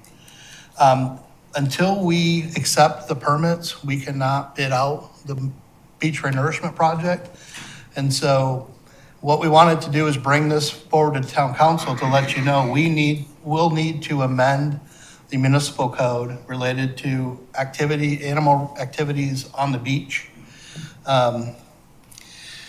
So the plan will include a 1-year permanent, year-round dog restricted area. In this hatched area, there is in the amended biological opinion, a provision that there's a chance that it'll be slightly modified in coordination, but with final approval from Fish and Wildlife. But this is the general area of restriction. We were deliberate to try to make sure we maintained beach access for users. It's about 600 feet if you measure from where the beach access at Fish Hall Beach Park comes out onto the beach until the pier that here is in the middle of the spa property, a little over 600 feet. So about 2 football fields when you go onto the beach to the right, and then the area to the left is no longer restricted. The area on this end that extended into Port Royal has been cut back to this little folly area. And the area that's underneath this hatched it's almost like a little shoal or island. This area right here is the primary area for the migratory birds where they see the activity. And so it makes sense if from a protection standpoint, that this area be protected.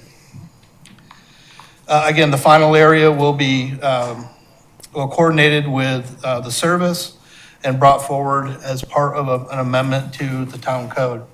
I've included in here that we'll need to amend section 8-1-211, section 8. And that's not the land management ordinance, but the town's municipal code. We'll advance changes to codify the restrictions in the coming months. We need to have the change in place before we can start construction activity. We know the first period, the window for construction set by Fish and Wildlife as part of this is June to October.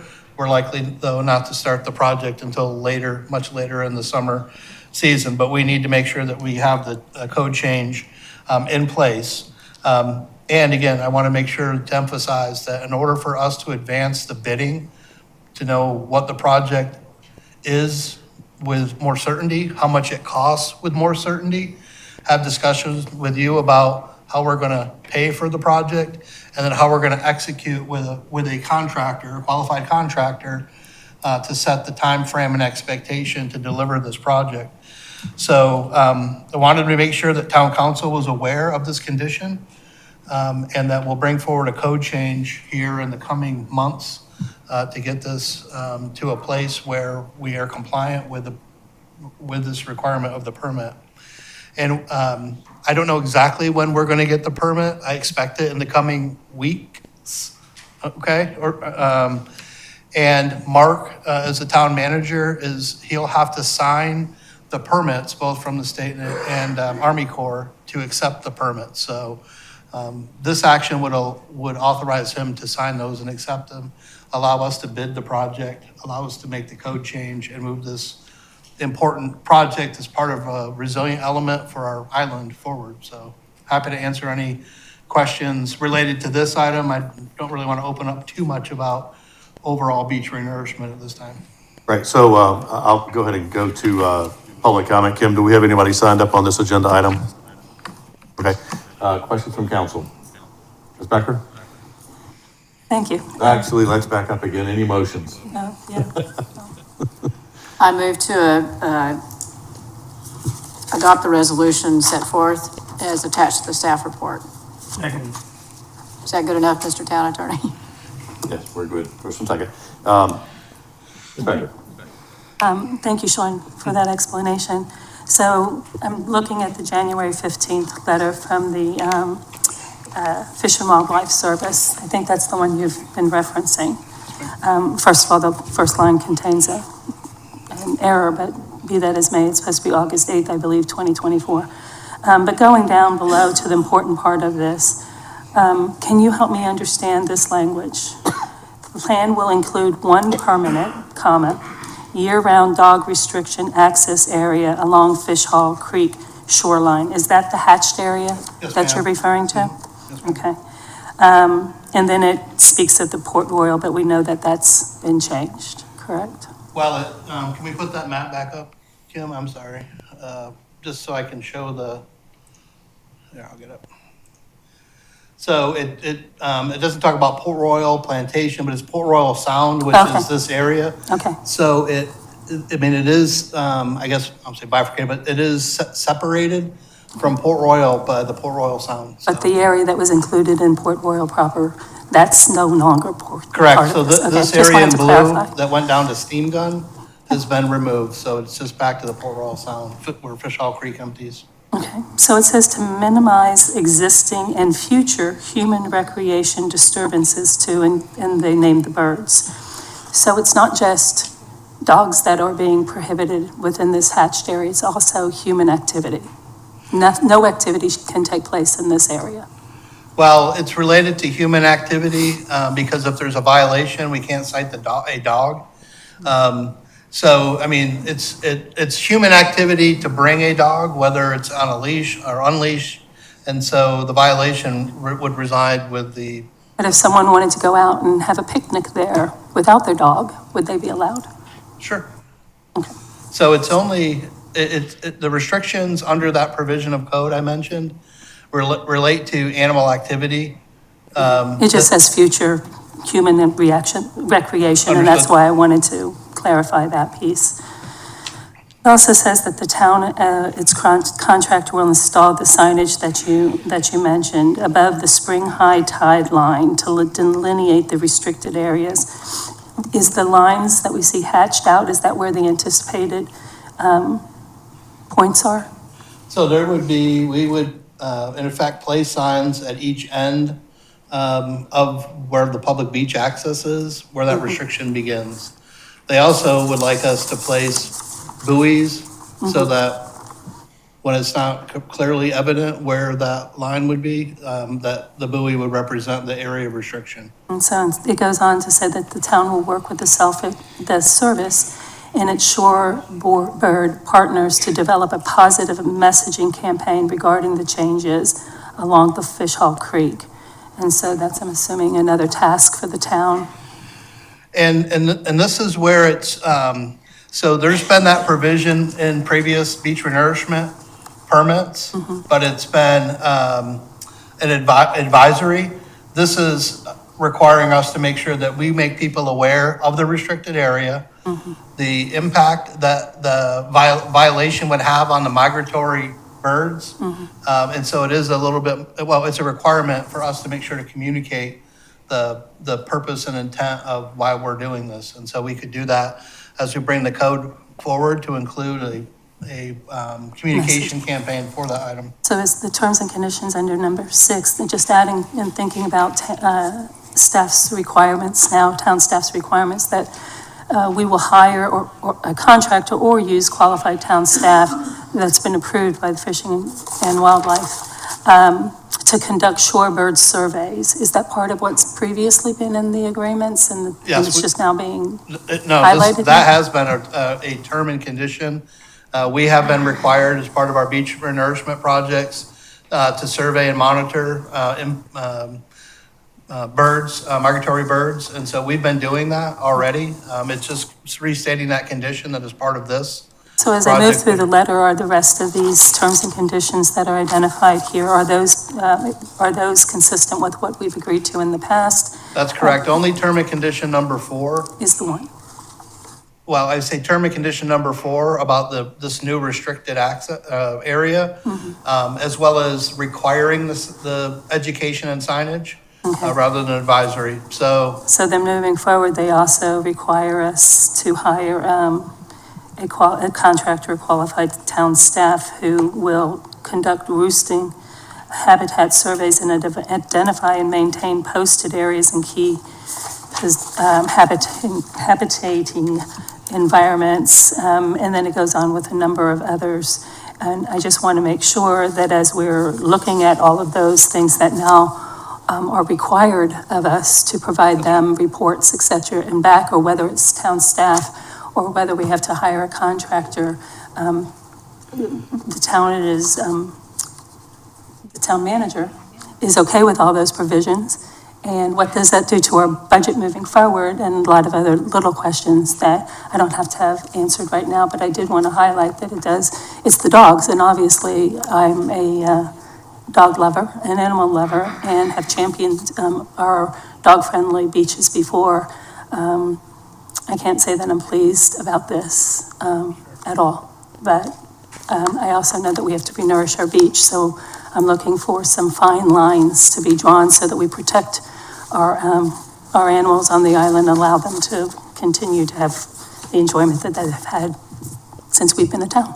Sure, and I know that there's a workshop on beach renourishment that's being potentially for later this month, so I didn't want to get too deep in the operational components about the bird survey, but we did that in-house. Sally Krebs and Jamie Lopko, former staff, were out there doing those surveys. Sea Turtle Patrol, there's a requirement to make sure that you're monitoring the sea turtle nests, doing relocation as the project moves, so that's a requirement. So there's a few contracts, more of an operational level, that Sean and Jeff Netzinger will coordinate and make sure that's part of the project, and coordinate that through with the mark for budget and other operational items. I could jump in. Go ahead. I hear your question. We are going to propose a February 25th workshop in your slated workshop item. I would like to and propose that we talk all things beach renourishment, probably a lot less permit detail, a lot less scope and schedule, but really spend some time talking about funding options. We could bring to you at that time what the additional cost of the permit is. We always carry some lines. If you look at the capital improvement program, we carry some line item in there about beach monitoring and management. This falls right in there. There's some mandates from the state through their permitting that we're gonna have to be prepared to fund and regulate and enforce. We know that. It's not ideal, but I would say this, and I think it's important. We're not alone. We're not the only beach on our coast, especially in South Carolina, that has some new or different conditions from the permitting. I think it's more from an environmental standpoint that I'm looking at it, and if that's the cost of doing business, then I'll bring you that cost.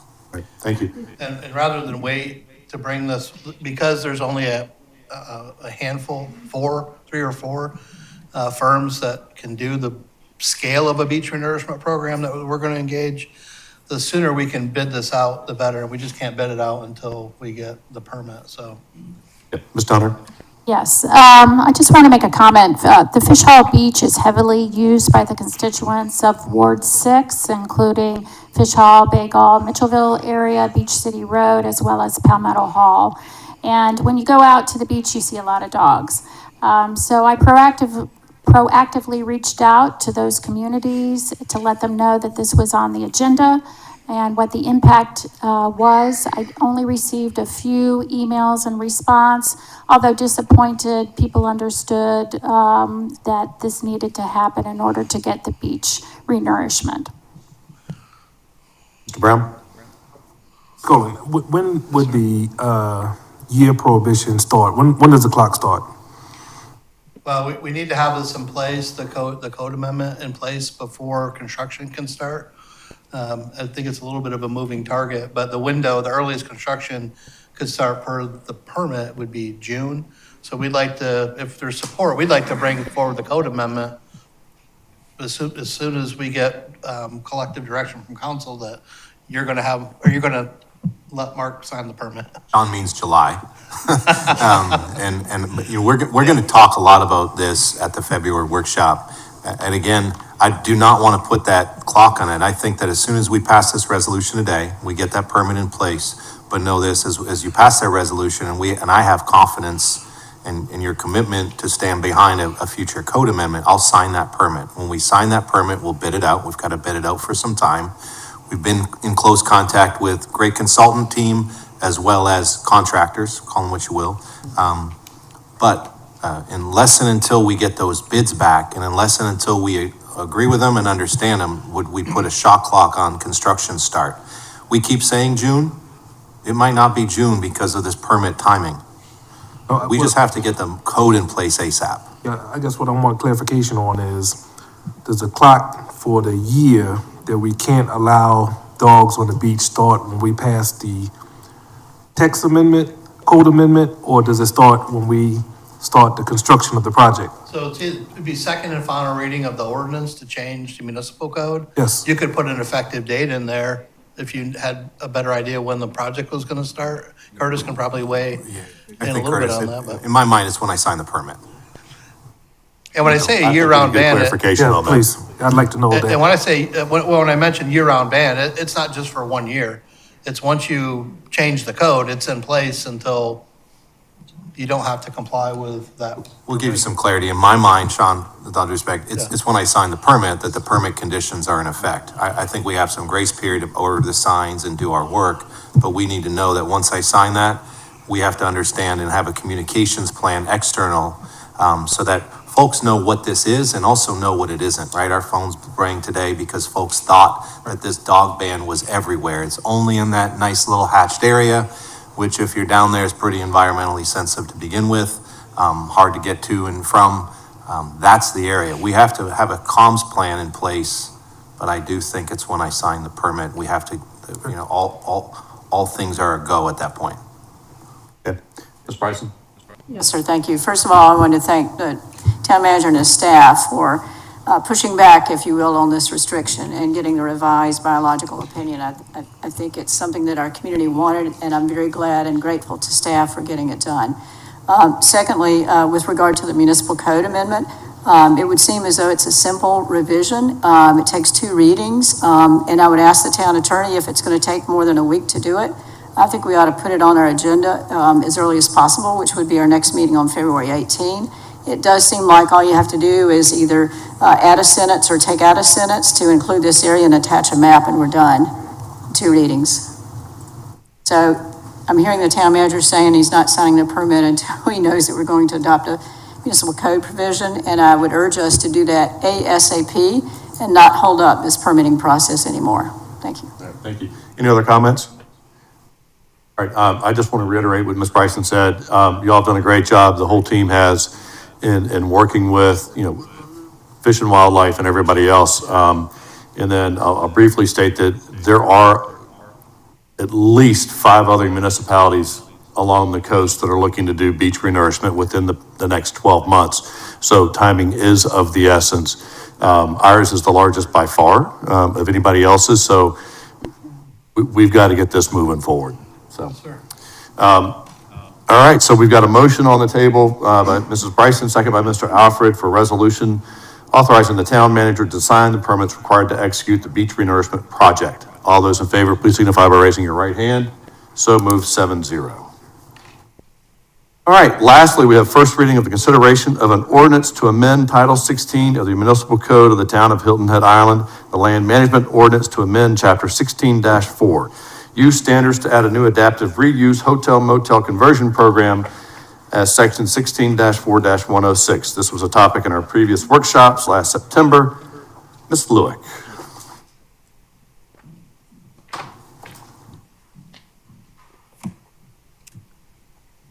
Good afternoon. Yes, we are considering first reading for this amendment to consider an amendment to our code to allow adaptive reuse of hotel motel conversion. I'll provide a little bit of background and summarize this application for a text amendment in the following. We did receive an application from Chris Breen with Blue Hour Housing, who's here in the room. He submitted this text amendment to establish new rules for adaptive reuse for hotel and motel conversion and establish minimum unit sizes and criteria for that use. We did, as we described earlier, have a town council workshop as it relates to the LMO amendments plan, including a discussion about adaptive reuse of hotels and motels for multifamily housing. Currently, properties that are developed as hotels and motels and are no longer suited for such use have some limited reuse options. They're limited to the zoning of the property, generally include other commercial retail or office uses, group living, residential allowances of varying densities depending on the zoning district. We did receive some direction provided by council at that workshop, and town staff has proposed an amendment that will be considered by the Planning Commission later this month for adaptive reuse of hotels and motels for multifamily housing. We have introduced that amendment to the Planning Commission last month, and the public hearing on that amendment will be heard on February 19th. Within that timeline, the applicant, our amendment wasn't moving along a timeline that worked for the applicant, Mr. Chris Breen, and so they provided a submittal for a hotel motel adaptive reuse amendment that would allow them to advance this regulation, meeting their needs, and allow them to have a little bit more control of that schedule. I will describe the proposed amendment that's made by Mr. Breen. It is, again, I said, an amendment to allow adaptive reuse of hotels and motels in 12 districts that are outlined here. 3 of those districts are residential districts, and 9 of them are mixed-use districts. The proposal, to summarize, allows that conversion of an existing hotel and motel to multifamily at a ratio of 1 guest room to 1 dwelling unit, if certain criteria are met, and those are described in items 2 through 5. The criteria that's required for that conversion ratio is that the existing rooms are not permitted to be reduced or increased in size in order to increase the number of units, but it is permitted to combine multiple dwelling units into a singular dwelling unit. A criteria is that there's a 6% maximum requirement for building square footage dedicated to interior communal space, with some restrictions where elevators, hallways, stairwells, and other areas used for ingress and egress would not be counted toward that requirement of up to a 6% maximum for that interior communal space. There's a criteria proposed for a maximum required open space of 10% of the building square footage. Also proposed is that no less than 25% of the dwelling units in the development shall be occupied by at least one person that's a full-time employee of a licensed business within the town of Hilton Head Island. They do propose minimum unit sizes for the conversion that range from 210 square feet for a micro efficiency, 300 for a studio, 420 for a 1-bedroom, 562 feet for 2-bedroom, or 698 feet for a 3-bedroom. And now we'll analyze this proposal and provide a high-level summary. I mentioned that it, as proposed, it is a use that's proposed to be allowed in 12 of our zoning districts. Within those districts, hotels are currently not permitted in 7 of those 12 districts. And those districts are listed here. So it's proposed to be allowed use in RM4, RM8, RM12, community commercial, medical, PD1, and Sea Pine Circle districts. But hotels are not permitted uses within those districts within our current land management ordinance. We included a map of existing Hilton Head Island hotel properties for reference. That's located up on the screen. And the density component of the conversion is described in the next paragraph. The density would be configured by a conversion ratio of, again, as mentioned, up to a 1 guest room to dwelling unit density conversion ratio with conditions that I had previously named. Hotel density for those that are built per our current code allows 35 rooms per net acre.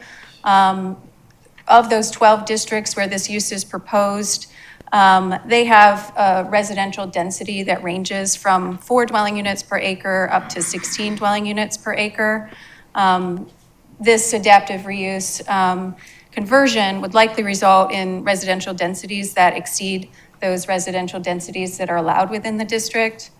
And the applicant has stated that they have interest in conversion of the Days Inn hotel that is 119 units. Should they be able to convert with this 1-to-1 conversion ratio, the parcel size, 3.75 acres, the effective density would be 31.71 dwelling units per acre.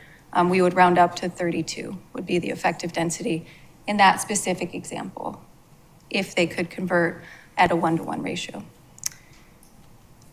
Next, there's a parking consideration. The proposal calls for minimum off-street parking requirement of 1 off-street parking space per each guest room. The land management ordinances for multifamily requires off-street parking in a ratio of your bedroom unit. So 1.4 spaces is required for a 1-bedroom unit, 1.7 spaces for a 2-bedroom unit, and 2 spaces for 3 or more bedroom dwelling units. And then this next paragraph describes some of the criteria that are specific to this adaptive reuse conversion. There's no minimum amount of interior communal space or exterior open space that's required in their amendment. Their amendment lists maximums. So that means that the amendment proposes a maximum of 6% of the building square footage to be interior communal space, excluding elevators, hallways, stairwells, and then a maximum of open space and not a minimum. Typically, our code would include a minimum requirement. We would welcome no cap on the maximum amount of communal space or open space. So we typically in the code don't have maximums. Although the proposed amendment does not require compliance with the town's workforce housing program, it does have a requirement that 25% of the dwelling units in the development are occupied by at least one person who is employed by a lawfully licensed business within the town of Hilton Head Island. So this amendment had a public hearing with the Planning Commission in January. And the Planning Commission considered both the presentation by town staff and the applicant, and the public was provided an opportunity to provide public comment. After the deliberation, the Planning Commission voted on a 5-3 vote recommending denial to town council with a request that the applicant and the town come together for a solution. So this text amendment request is coming before you today with a recommendation of denial from the Planning Commission. After the Planning Commission meeting on January 15, we received a communication via email from the applicant team where they are proposing some modifications from the amendment that went to the Planning Commission, and those are outlined below. They identified to change that percentage of dwelling units that are required, that require an occupant be employed with the town of Hilton Head up from 25% to 75%. They are excluding laundry facilities from communal spaces from meeting the math that's required for that criteria. And also suggesting that a line of text be added that says existing hotel and motel lobbies are permitted as communal space if they are renovated to be dedicated as communal living space dedicated for tenant use. So these changes that are on the screen here that were communicated as an attachment within this agenda packet have not yet been reviewed by the Planning Commission. Text amendment procedure includes a process for text amendments as they have moved through the Planning Commission process and are now before Town Council. The section of the code has some options for what Town Council can choose to do that are outlined here. Council shall review the application, staff report, and the Planning Commission's recommendation and make a final decision. If the applicant proposes a change or departure that's different from what was reviewed by the Planning Commission, it has to first be submitted back to the Planning Commission for review and recommendation. That's in accordance with state law. So I reviewed the options for council with the town attorney, and we've outlined them here today. As proposed, there is an ordinance that's drafted with the text amendment language that was considered by the Planning Commission that does not include those changes that were proposed. So item number 1 at first reading, you could approve the ordinance as delivered for first reading, and then it would advance for second reading. You could also adopt a motion that denies the text amendment, or item 3, you could adopt a motion that remands the text amendment back to the Planning Commission for review and a recommendation on the proposed changes and departures. And so those are some of those options before you. At this time, I would like to ask if there are any questions for me. I know the applicant party is here as well. Okay, so before we go to public comment, if the applicant party wishes to speak at this time, yeah.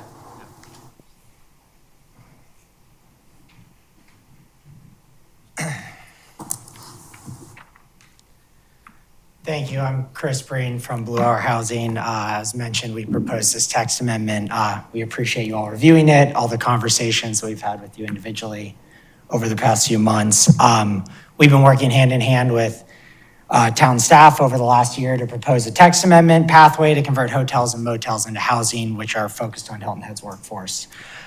For some background on this amendment, I believe these conversations started back with Mayor Perry and the CCDC in October of 2023 on how to develop workforce housing on Hilton Head Island with focus on converting underutilized properties. The conversations have progressed over since that time, since October 2023, with input from town staff, town council, planning commission, chamber of commerce, employers, and the broader community. We've had really productive meetings in February, April, May, June, July, September, October of this past year, and then individual meetings, over the past few months.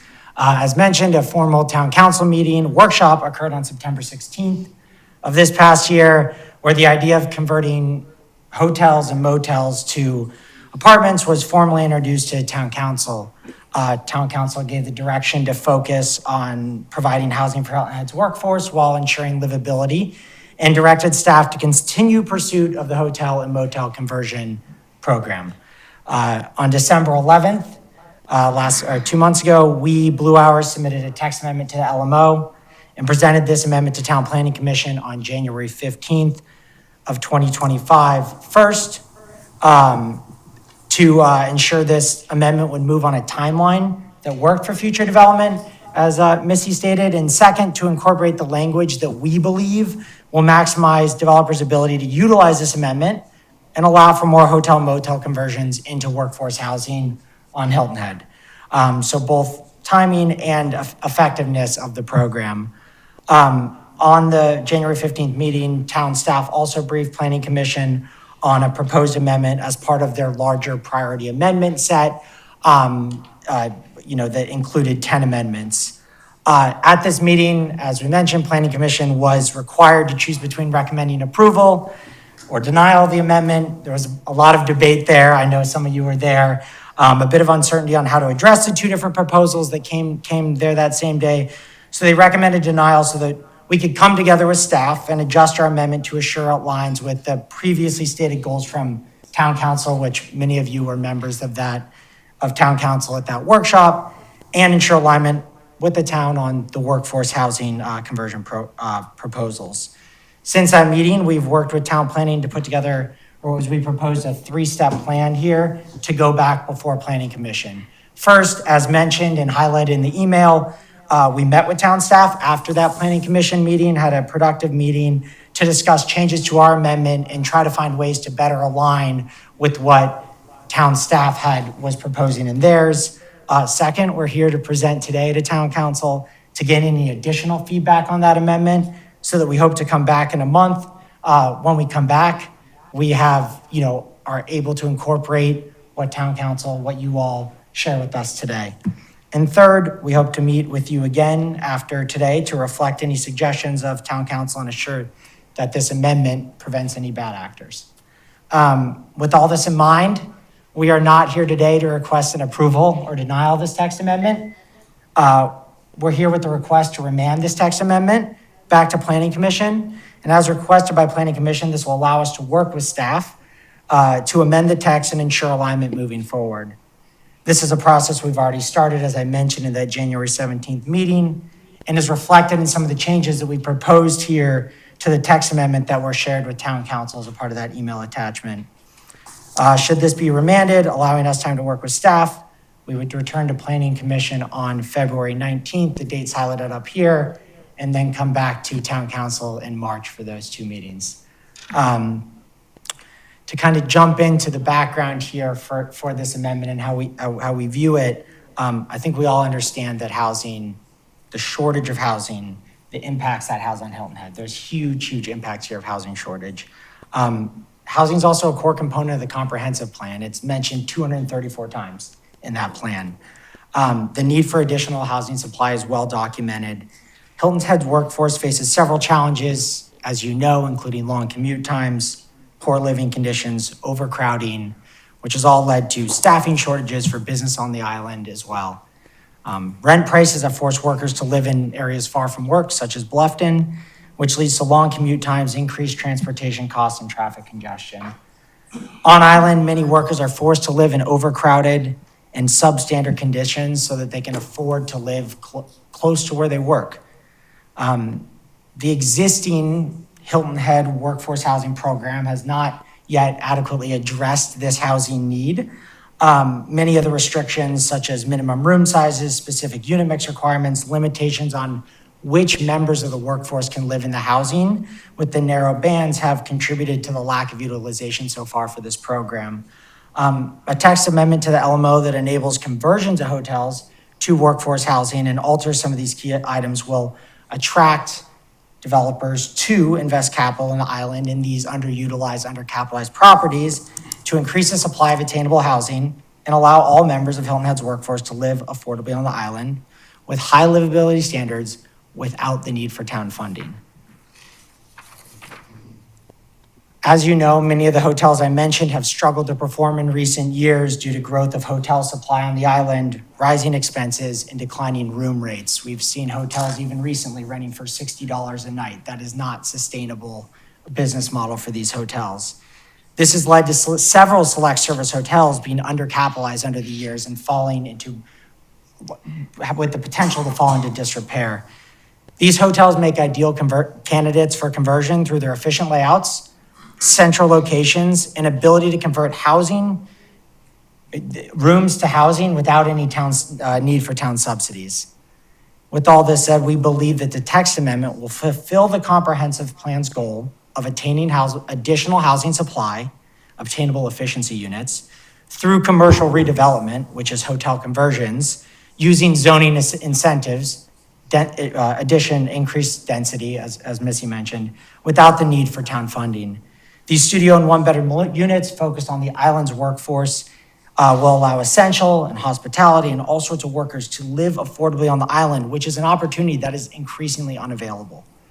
Increased housing availability will reduce commute times, improve living conditions, increase satisfaction for the island's workforce, ultimately reducing worker shortages and turnover, improving living conditions, and allowing the community to thrive. I don't know, do we have the slides up that were proposed? I think they were maybe. I don't know if we do or not. There we go. Awesome. So I thought. Hang on one second. Sean? Mr. Leininger? Thank you, Mayor Perry, members of Town Council, Sean Leininger, Assistant Town Manager. I'd just like to point out as we're pulling up this presentation, and we received this presentation today, so town staff and the planning staff particularly have not had an opportunity to review this. Okay. I just want to make sure that's clear for the council. So based off of that, since it has not been reviewed by anybody else, we're not gonna go through with this presentation. We're gonna ask some questions here in a minute. Okay. But I think that since we just received this today and not having had a chance to review it, we need some time to do that. Okay. Yeah, just to say that the presentation just shows the comparison chart that, so I was just walking through the comparison, I can just do it out loud, and it has just some photos of what hotels converted rooms look like, which we can share. So I will highlight that, I wanted to highlight the similarities between the two proposed text amendments, from the one that we put forth and the one from the town, and then a few of the differences as well. The key similarities as the two were proposed was the one-to-one density conversion, that to allow them, maximize available units, reduce renovation costs, ensure affordability for the whole project, preventing removal of walls, combining units, all those things that drive costs also drive rent prices. Importantly, no short-term rentals are allowed. I think we all understand why that is important here.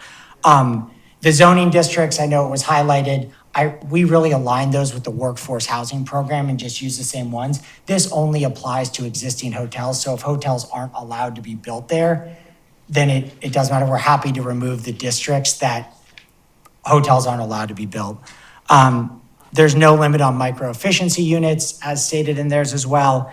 And then the 6% interior common space and 10% exterior common space, we are fully in line with town that we want those to be minimums. Our intention was we wrote a required maximum, meaning the code couldn't require you to add more than that and hold up a project. But our goal would be to have at minimum that amount and no less than. So I just really want to clarify that. We're not trying to go anywhere different than what the town proposed. It's applicable only to existing hotels at time of conversion. And the unit sizes are reduced about 25% from the workforce housing conversion program based on size. That aligns with the town as well, and that's to allow for basically the existing case of many of these hotels that are those sizes currently. To highlight a few of the differences, we created this amendment as a standalone section versus trying to amend the workforce housing text amendment. We thought it was just a cleaner way to create something that applies directly to hotels and motels and not every other workforce housing project on the island. So it was like a really specific opportunity to call this out for hotels and motels to prevent any confusion there. We went with the 1-to-1 parking ratio. The reality is these hotels probably already are at their maximum coverage. There's not a lot of opportunity to add parking, and given the efficiency style of the units, the fact that many folks may not even have cars, we think 1-to-1 is a reasonable amount to go with because of the existing conditions and inability to really add parking. As we mentioned, we are intending to, when we rewrite this text here, to have 75% of the units reserved or required that one person, a minimum of one person, must work on Hilton Head Island. This is the way we want to secure this for Hilton Head's workforce.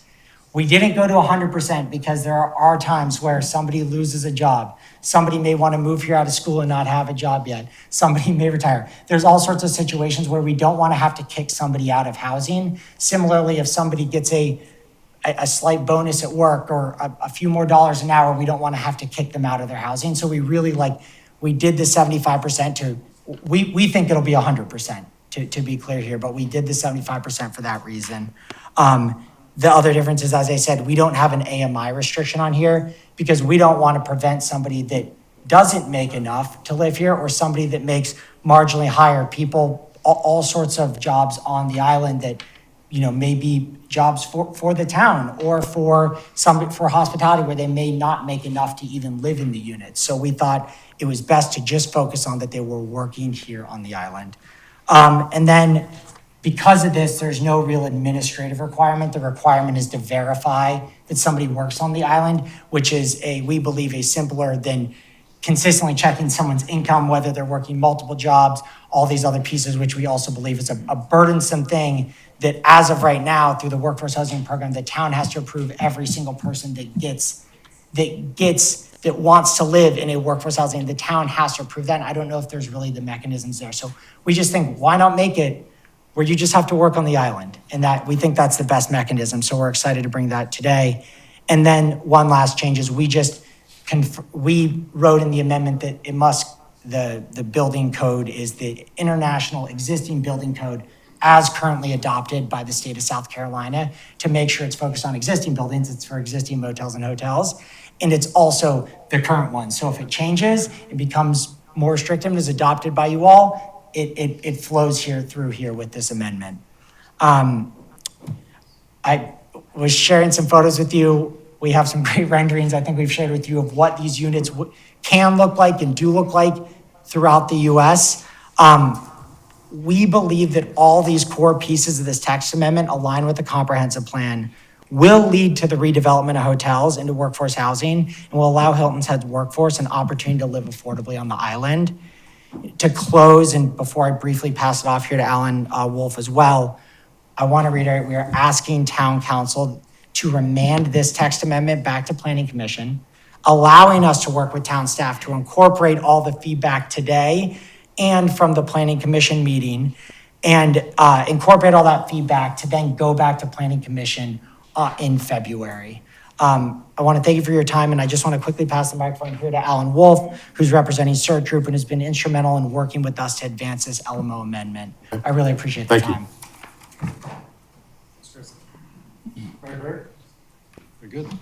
As an advocate for workforce housing, Blue Hour Housing, got my phone number somehow, so I was happy to fill them in on some of what we thought from a worker standpoint, workforce standpoint, would be good conversion opportunities. We have a number of properties on Hilton Head that were underperforming hotel-wise, and we suggested that they look into those, and that's how we found this path towards the conversion amendment.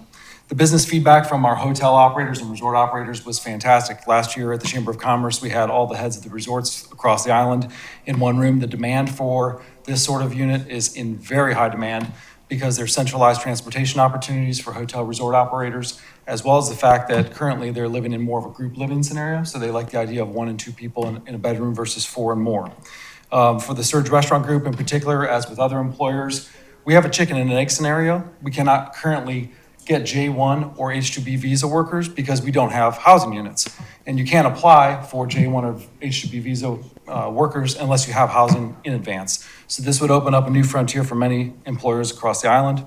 And I think it's an ideal setting for USCB students. We want to see the hospitality school thrive. And I believe that these are the right size rooms for students who want to come down here and make hospitality part of their education path.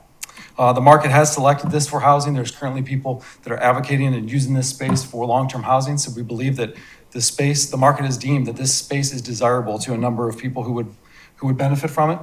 And lastly, I just encourage you also to consider that request for remand so we can wrap up work with town staff with your comments. Thank you. All right, thank you. So now we'll go to public comment. Kim, do we have anybody signed up to speak? We do.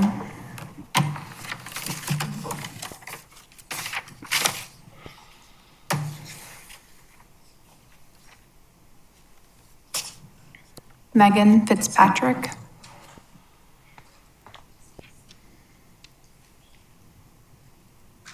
Hi, me again. Sorry for the confusion earlier. Megan Fitzpatrick, Ashton Cove.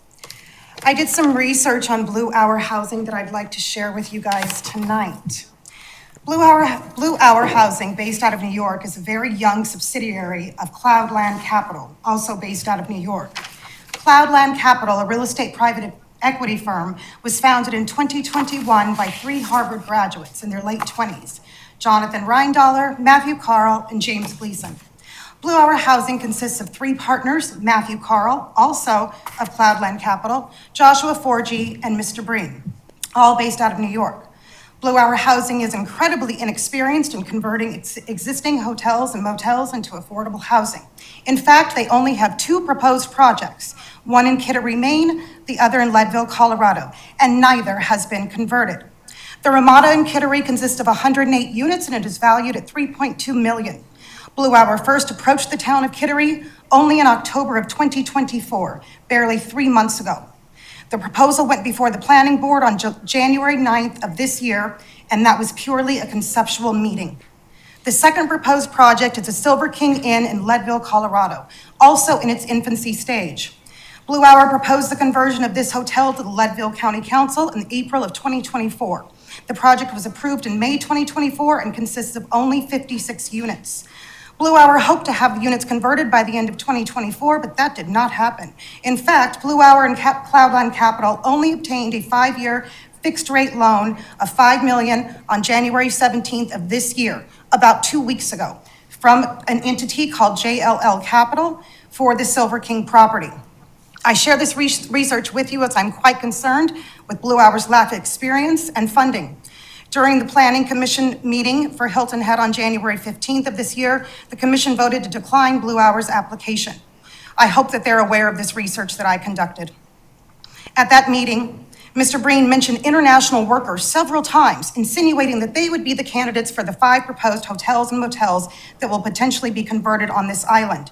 Interestingly, there were only 4 H-1B approved visas on Hilton Head in 2024 and 527 H-2B visas in 2024 on the island.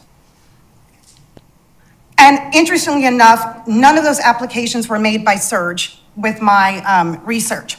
So, in conclusion, as a former business owner, I would decline to get in business with an unproven, experienced entity. One last thing. During the January 15th public planning meeting, a representative from Surge stood up and said that the town contacted him on behalf of Blue Hour. I want to know who made that connection. Was it Blue Hour that contacted the town, or did the town contact Blue Hour, being so inexperienced? Thank you. Thank you. Next. Ashley Phillips.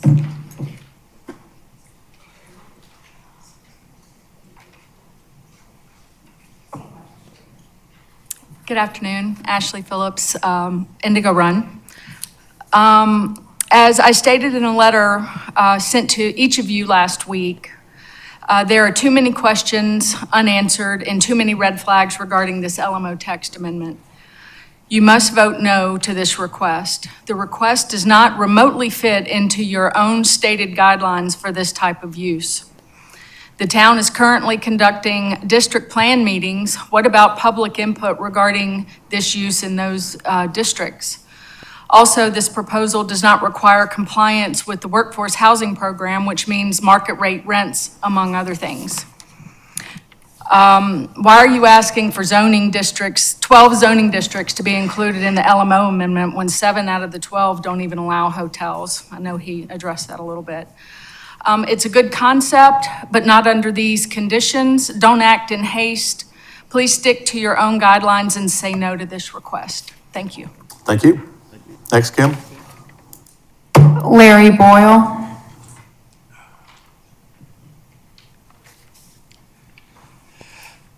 Thank you for allowing me to speak, Mr. Mayor and town council members, and also the town manager.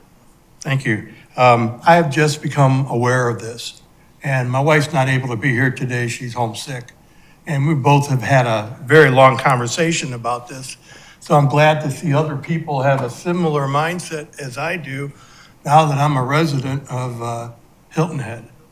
And I would just say to you, please be careful with what you're about to approve here. I would also ask you to deny it. My questions would be, they talk about having fun in a dormitory room. I don't think that should be part of this discussion. And these are some of the things I've read online. And I guess my question is who would you be bringing in? And if you're bringing in visa workers, are we bringing the right type of people in here to this community that's a wealthy community? And I would be concerned about crime. I would be concerned about drugs. I would ask the question, who's going to police these areas? So that's something that I hope you'll consider. I would also ask that maybe you do a study, as she did already, that would be a little bit more all-inclusive, and where has this happened, how has it happened, and what are some of the side effects, good or bad? I'm assuming they're going to be bad, because I think you're bringing the wrong element into our communities. So I thank you again for allowing me to speak. And I would just say one thing. I've been on a number of councils. A meeting never gets over quickly. So I really applaud you for being and doing the job you do. Thank you. If you'll do me a favor and state your name and address too, please. My name is Larry Boyle. I live at 43 Gloucester. Thank you. And so who's going to come visit me? Nobody. All right, next, Kim. Gray Smith.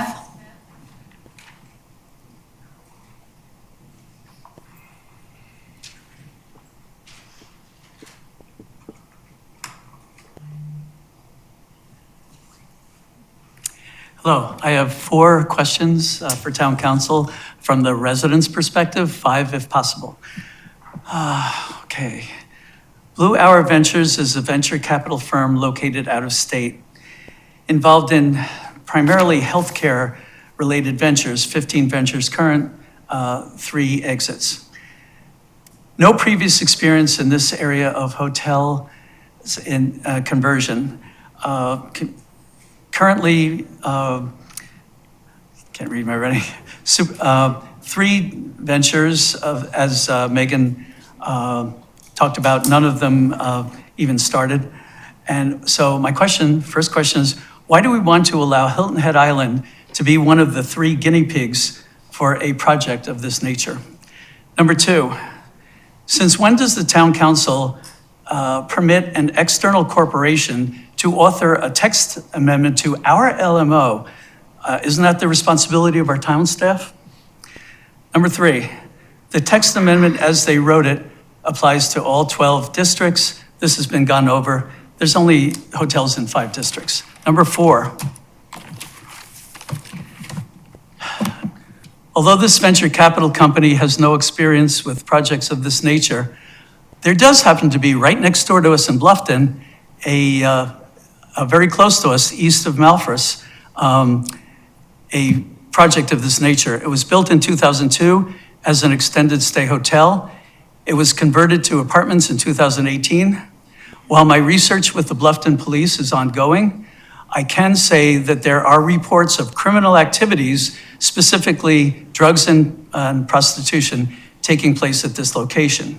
There are already a few high crime areas on Hilton Head. Why do we want to take the chance of adding additional ones? Number 5, the Planning Commission rejected the proposal 5-3 at their last meeting. Why has it been placed on the town council agenda before the corporation counter proposal could be considered again by the Planning Commission? Why do we have the Planning Commission? Thank you. Thank you. Kim, next. John Smarsley?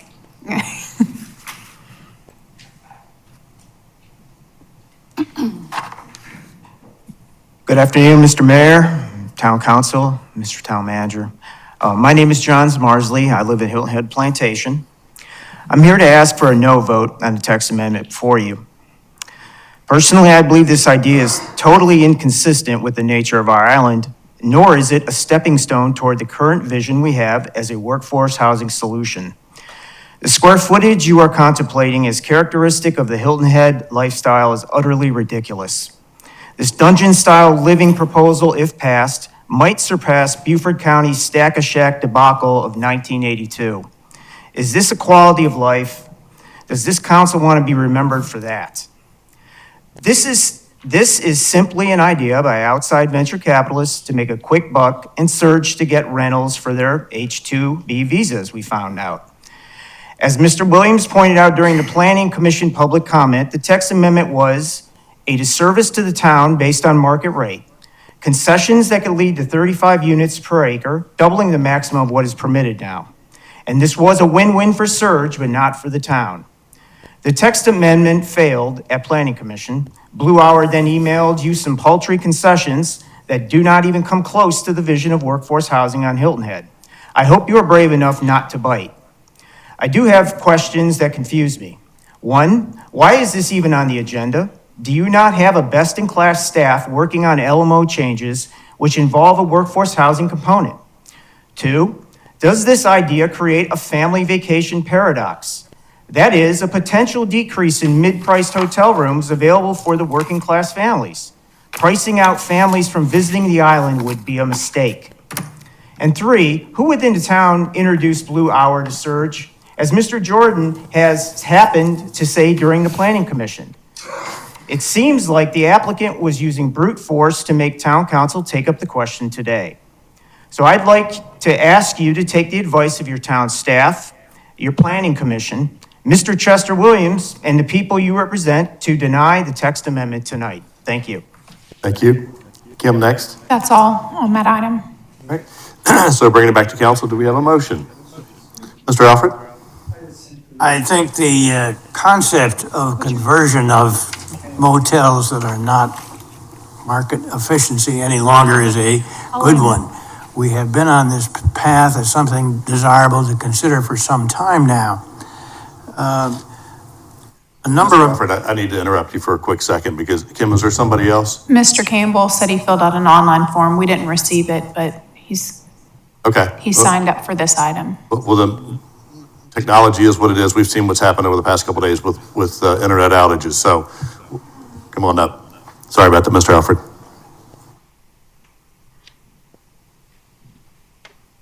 Thank you, Mayor, council members, town manager, Kenneth Campbell, 15 Painted Bunting on Hilton Head. I'm here, I've been working on affordable workforce housing for a number of years, and I'm not here as a private citizen.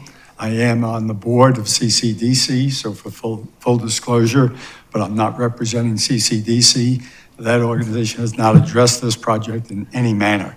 So just as a citizen, we've all been advocates of workforce housing and public-private partnership, and I think this is an opportunity to do that.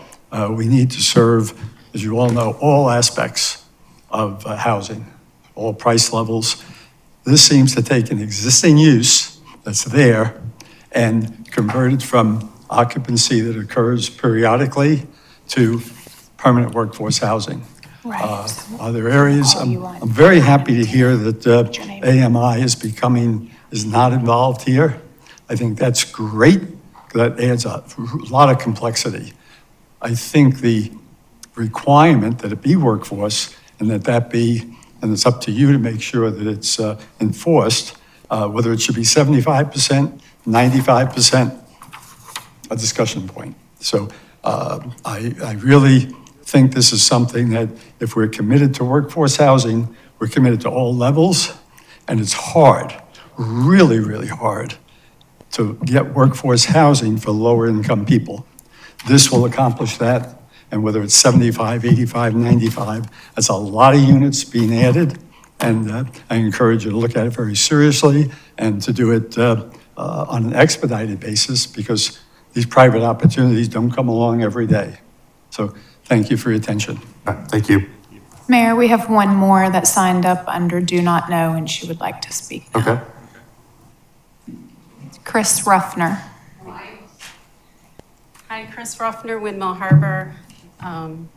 This is why I think we need to have, like, after each item, if we could say if the public can speak, because we don't know what's going to be said to know whether we want to ask a question or not. So I just signed up.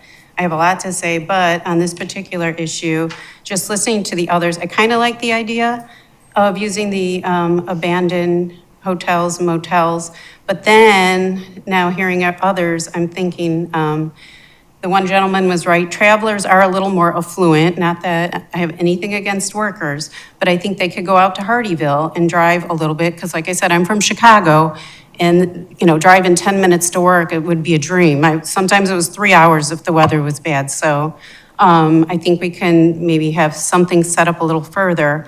Right now, we have so many police incidents going on, you know, women getting robbed in parking lots and acid thrown on them. You wouldn't know we had all this going on. That gas station off the island, has graffiti on it. I don't know when you guys are gonna have them take that monstrosity down. That thing's caving in. And then also, you gotta take into effect that travelers come and go. We don't have to have schools and stuff like that when they come into a hotel or other services. If you or you're adding all these people, now if they have children, we're not gonna stop them from having sex. And if they have children, now we gotta have schools for them, we gotta have police, extra police, and it just goes on and on and on. So travelers, they come in, they spend their money, and they get out of here. These people are coming in, we need more services for them, and that's gonna be a burden on the taxpayer. Thank you. Thank you. All right, Mr. Alfred, you were saying before. Thank you. Yes, I want to make a motion to remand, as indicated, option 3 in the materials presented to us for further consideration by the Planning Commission. We have already indicated that as a town, that we think it is desirable to convert inefficient motel operations, and rather than leave them as they are in a decaying situation. We have an application here where the applicant's proposals, the staff's proposals are not the same, and I have been led to believe that the staff has more in the way of potential changes that they would like to consider. And there are certainly, as indicated, opportunities for further discussion and negotiation of the terms. So I think it is premature to do anything other than just send this back to the Planning Commission. Council will have further opportunities to consider it later on. Nothing that we do by remanding would preclude anything that's been discussed tonight. So I would move to remand. Is there a second? I'll second that motion. Is there discussion? There sure is. There's quite a bit of discussion on my agenda that I'd like to have, but I also had passed you a note asking what happens if there's a second motion. And I guess that would be a question for... Well, I think it would be a motion to amend with the recommendation of denial, based off of your note. Well, then I would like to do that. Okay? Okay. So I would like to amend the current motion and move that the town council deny the application made by Blue Hour for a text amendment to the change of the LMO section 16.4 use and setbacks and 16.10 rules of measurement, allowing for a new use called adaptive reuse conversion and to establish a minimum unit size. So that is my amendment. Okay. Is there a second to that amendment? Yes, there's a second. First, for a point of clarification, I just want to make certain that we're following protocol on this correctly. I'm looking at the town attorney's puzzle. That's why I wanted to ask about it as well. I am a little puzzled. You do have a motion on the floor. Right. To approve. Received a second. You now have a motion to amend it to... It's a motion to remand. Well, no. There's the motion to remand is on the floor. If I understood Ms. Becker correctly, she has now made a motion to amend the entire motion and change it from one to remand to one to adopt a resolution to deny. That's correct. Did I get that right, Ms. Becker? Yes. Yes, sir, you did. That now has a second. Correct. And so I think we are, I have to say this, probably not how I'd have done it, but I passed a note. but I mean, I think council now has the motion to amend with a second before it. Council ought to have its discussion on the motion to amend and take a vote on that and see how that affects the initial motion that was made by Mr. Alfred. Got it. So, discussion on the amendment to the motion. Becker. Sure. I'm going to try to keep this straightforward and simple, but there's a lot that I want to make sure gets covered so that everyone who's making this decision can listen and hear why I've made the amendment to the motion and ask for denial. First, we've heard some information about Blue Hour, and that's concerning. We know of some other instances right here on Hilton Head where we don't have good management. That has become a problem for us that we will address later in executive session. And when I say good management, let me speak first to the idea that there is no one in charge of this property.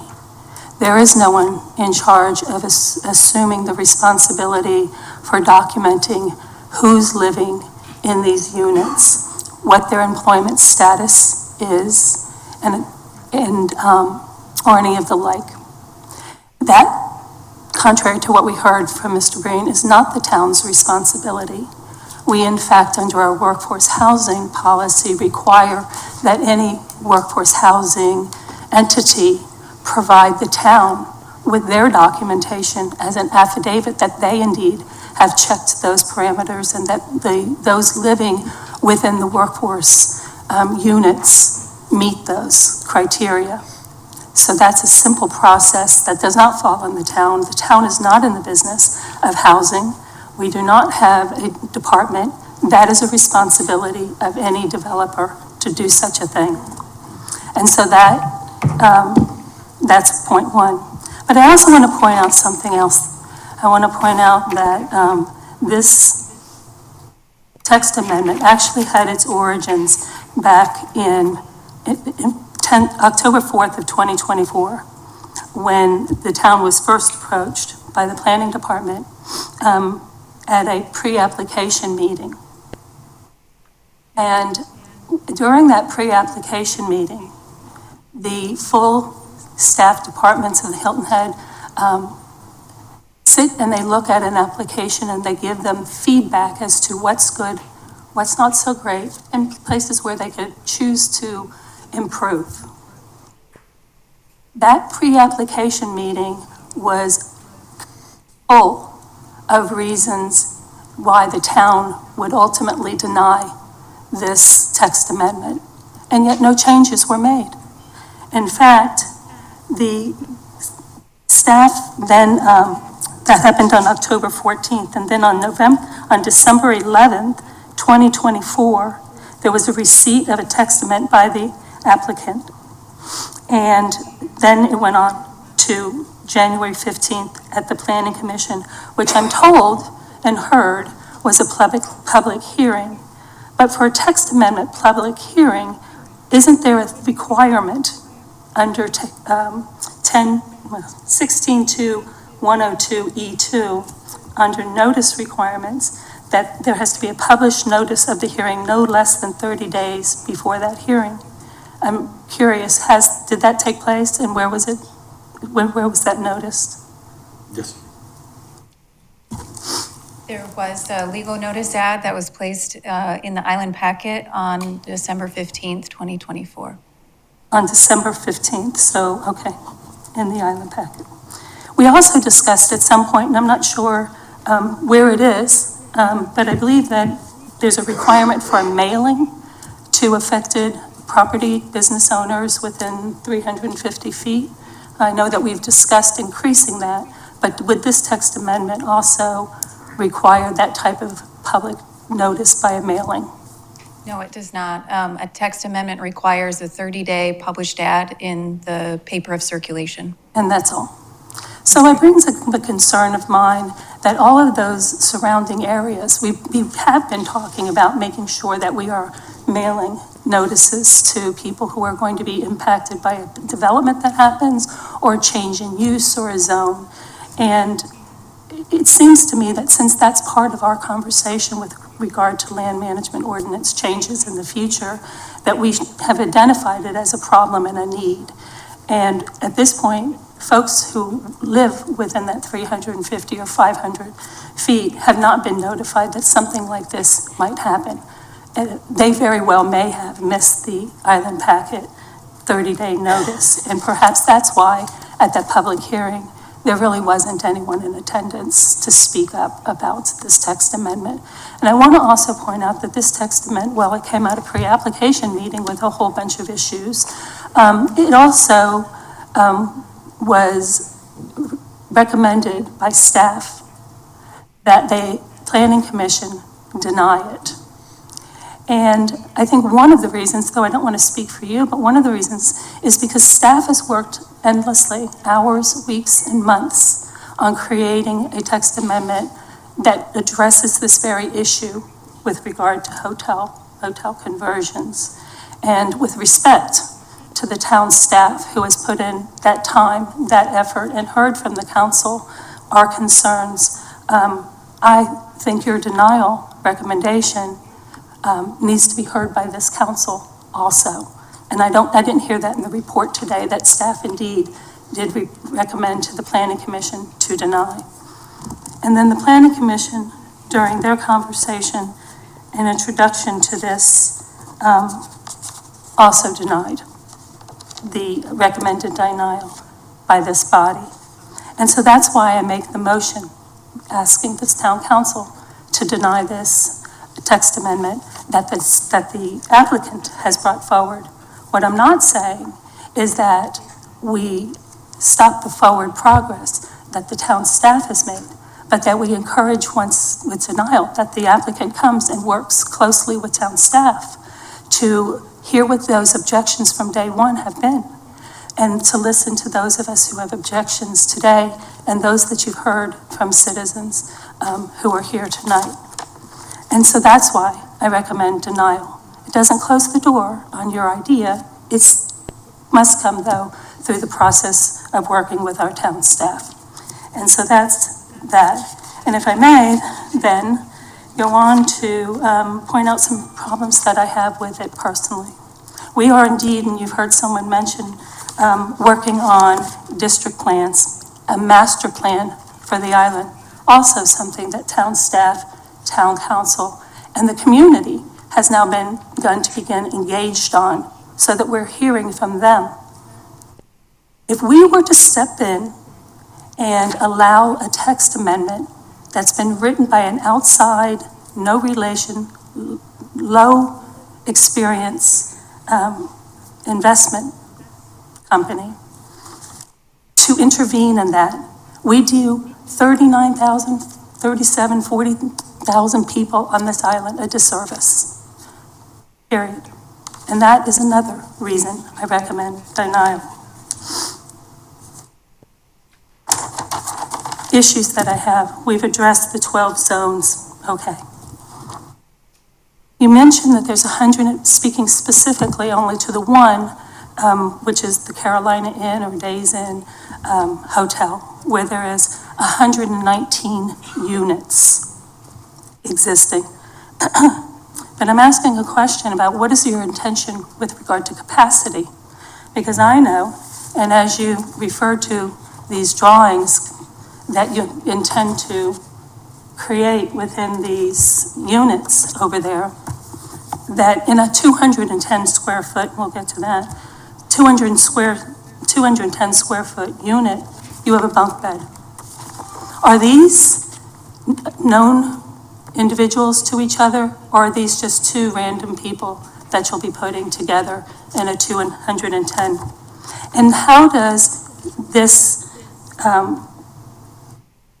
going back to the capacity issue, how is there anything within this text amendment that regulates how many people, not asking you for answers, as how many people would be allowed to rent or stay in one of these 210 square feet units? So just multiplying it 219, right? 219, that's 240 minus 2, that's my way of doing math, is 238 potential people living on that property. Unknown, known to each other. But I want to go back and reference, you talked about how many times in our comprehensive plan workforce housing is mentioned. Just here tonight, you mentioned 3 times, Mr. Brain, 3 times, that these are livable conditions. These are livability, and then you referred back to that otherwise they would be living in poor living conditions. Are you trying to tell me that 210 square feet, which by the way is like a single car garage, with a bunk bed, and a chair, 2 chairs and a table, small table, this is livable conditions? This is what Hilton Head is after right now?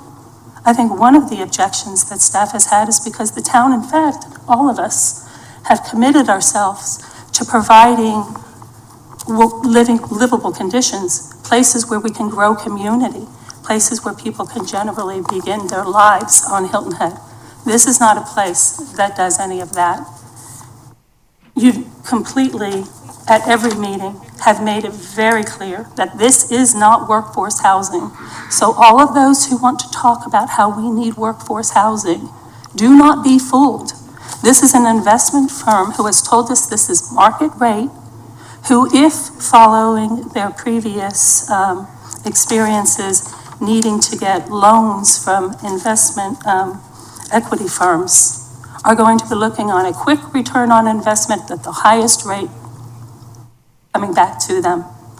So you cannot afford to have a AMI or anything along those lines, because you must, as you've said, offer market rate conditions.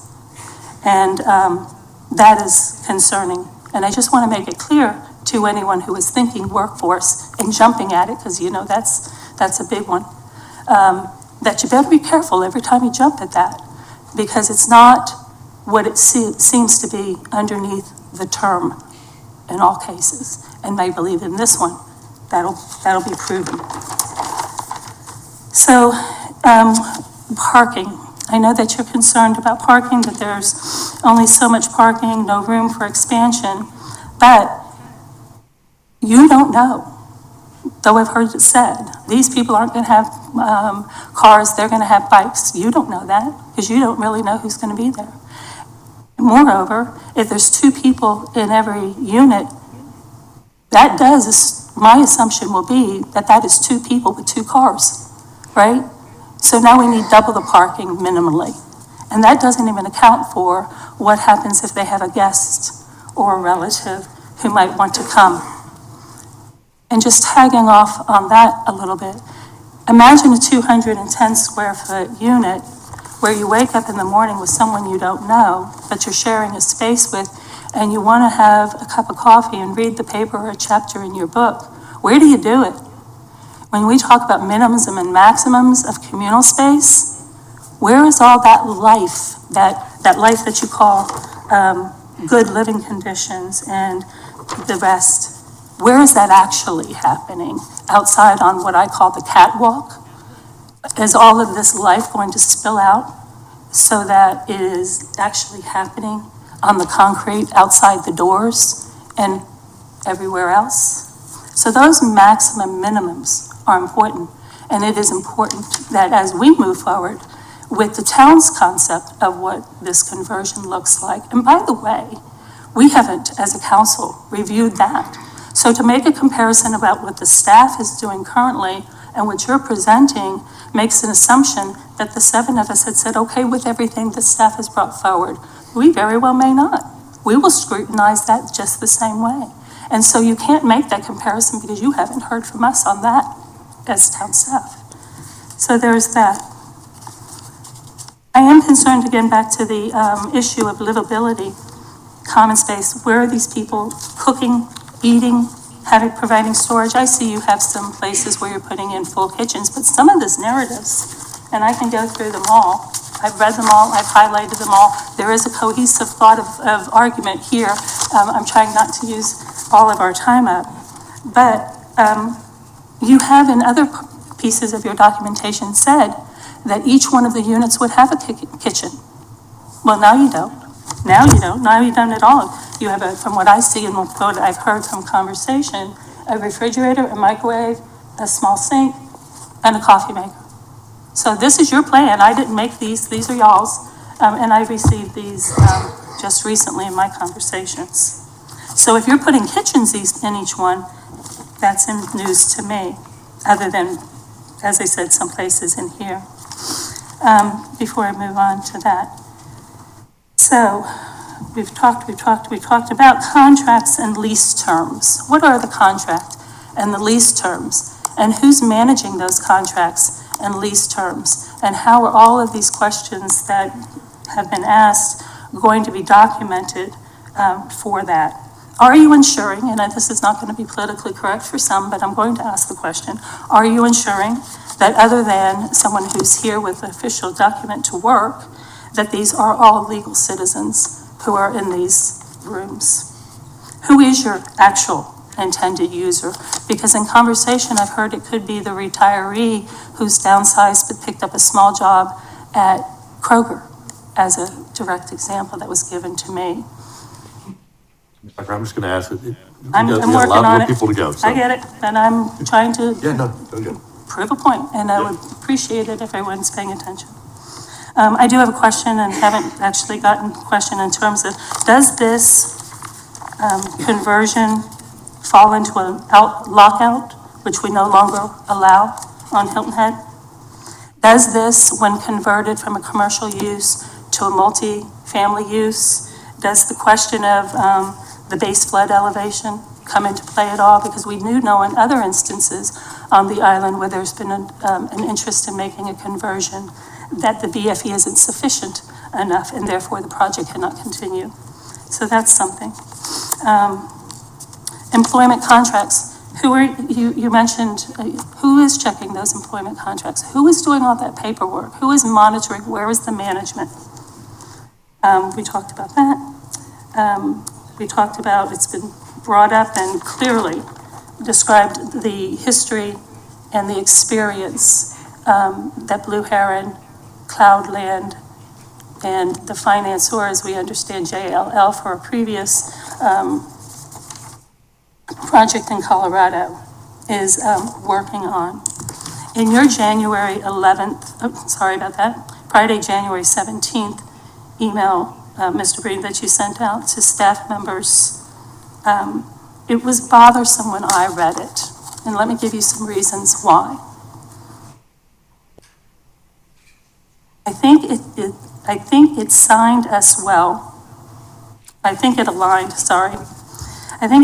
us well on a potential pathway to accomplish the end goal of bringing additional housing to Hilton Head Island dedicated to the island's workforce. If it's dedicated to the island's workforce, we have a workforce housing policy. Or you need to work within something that actually does reflect it being a workforce housing project. Otherwise, it is not. Secondly, to do this, and as a follow-up to our call, I am including proposed next steps below. Apologies ahead of time for the type of length. And you give it 4 bullets. Town Council meeting tonight, February 4th. Planning Commission meeting, February 19th. Town Council, March 4th, March 18th. Who is driving this truck? Because we're going to go off an edge if we're allowing an inexperienced, unknown, unproven entity without their own direct funding to drive that truck. This is a town staff text amendment that has been being worked on, that has gone through proper procedures in order to make sure that we come up with the best plan for Hilton Head Island with regard to anything along the lines of hotel conversion. And then the key takeaways. We discussed the importance of the timeline, specifically starting with a February 4th Town Council meeting to align to our vision, says Blue Hour, to align to their vision. This is Hilton Head Island. It is our vision, and we have already stated and committed to those visions, and we have a staff who has been working diligently to move us forward in some other arenas. And thank you to them for doing that. Town Council feedback, and to ensure that this does not, and to ensure for them that this is not pushed to a May timeframe. Goals are to ensure that the text amendment secures workforce housing to the Hilton Head workforce, and yet it's not workforce housing. I think there are some places here that I'll skip over in the interest of my time. The prospective property map, and this is why I bring up how important it is that we have made proper notice.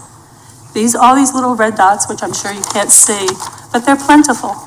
And so with the way that this is written, it could include any and all of this, which means every single resident, every single visitor on the island could possibly encounter this type of redevelopment. That is not consistent with our district planning, our attempt to build community, to notify residents appropriately, and therefore it is a non-starter.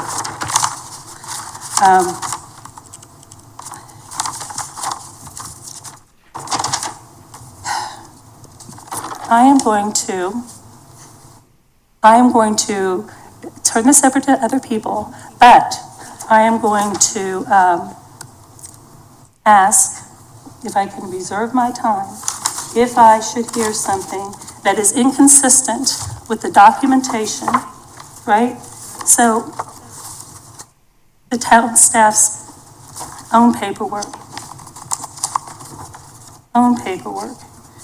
has resulted in a request by town staff to Planning Commission for denial. Density, capacity, I talked about capacity. I don't want to pass up density. We are talking about the idea of more than doubling, some cases tripling, etc., the density in these areas. That additional congestion across the island is too much, just too much.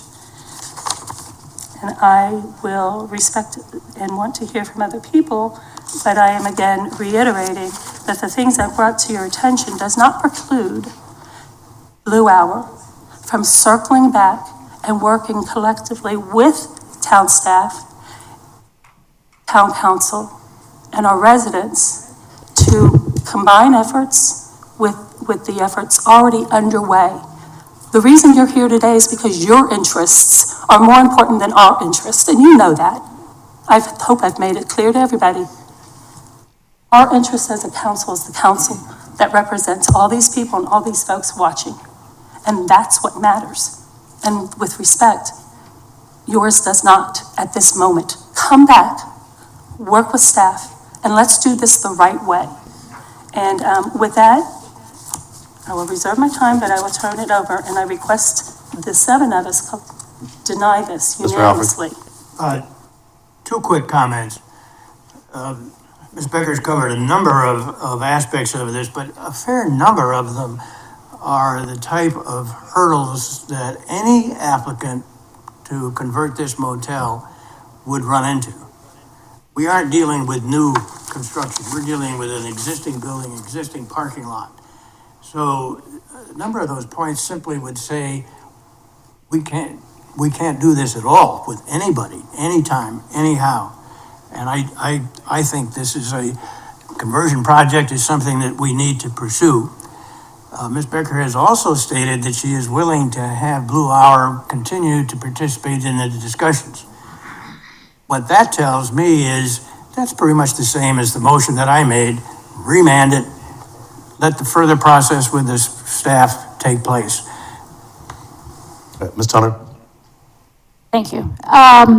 I think we can all agree that there is a concern regarding aging commercial buildings and looking for ways to revitalize those buildings.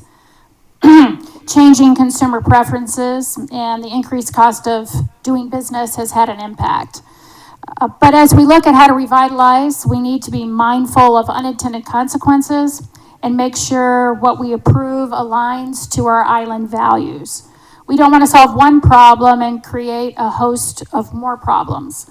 Adaptive reuse of hotels and motels for multifamily is a new concept and must be thoughtfully addressed. The town was moving forward with that process, but we're here today to vote on an amendment brought to us from a developer who has a business opportunity and is looking to move through the steps of the process. So that is why there are two major reasons why I am recommending denying. And the first one is process. I respect the process of the town staff reviewing the application. I respect the process of the planning commission, and both indicated that they recommended a denial. That does not mean, again, that I am not supportive of a future view of adaptive reuse, but I want to respect the process. I do have some specific concerns, and several have already been discussed, both by the applicant itself and by my peer, so I won't repeat those. But what we're seeing happening is continued changes by the applicant of items to be addressed. But we're voting on what was submitted as the text amendment. Just mentioning a few concerns that I have. I know density is a really sensitive topic to our community. And the one-to-one guest room to dwelling unit significantly increases that density. In this example of 32 versus 4 through 16 dwelling units per acre across the island. The proposal also adds 2 new unit types, micro efficiencies and studio. And those are very small units. And the question is, who's the intended customer? As these sizes feel more like temporary housing than long-term housing. And if they are to be used by international workers, who's going to be renting them during the other parts of the year if they're here for the season? There was a mention of there are current crowded conditions in today's world where workers are crowded in housing today.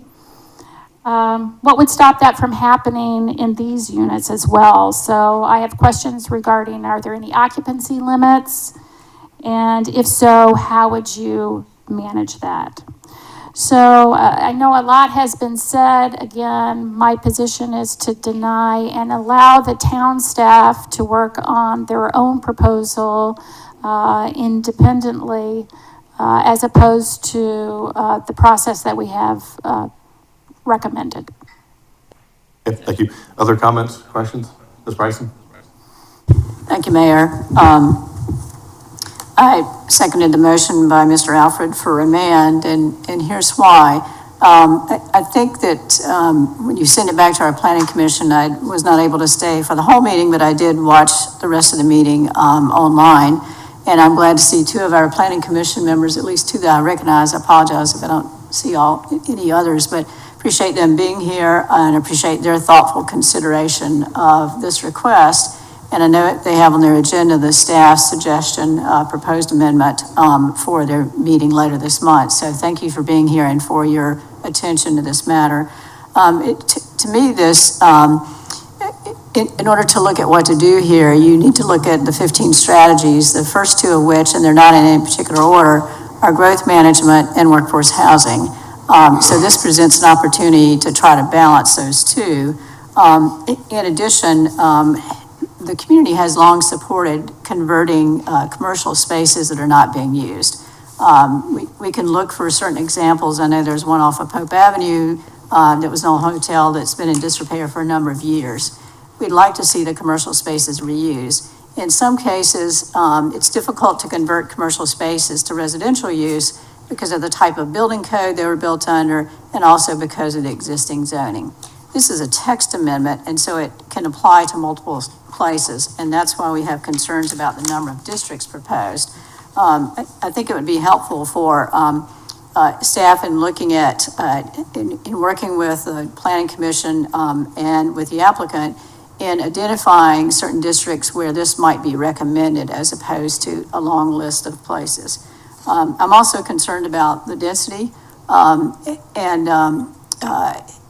without looking at particular locations, I think it'd be helpful to know how many units, hotel units there are in those existing facilities that might be converted one-to-one.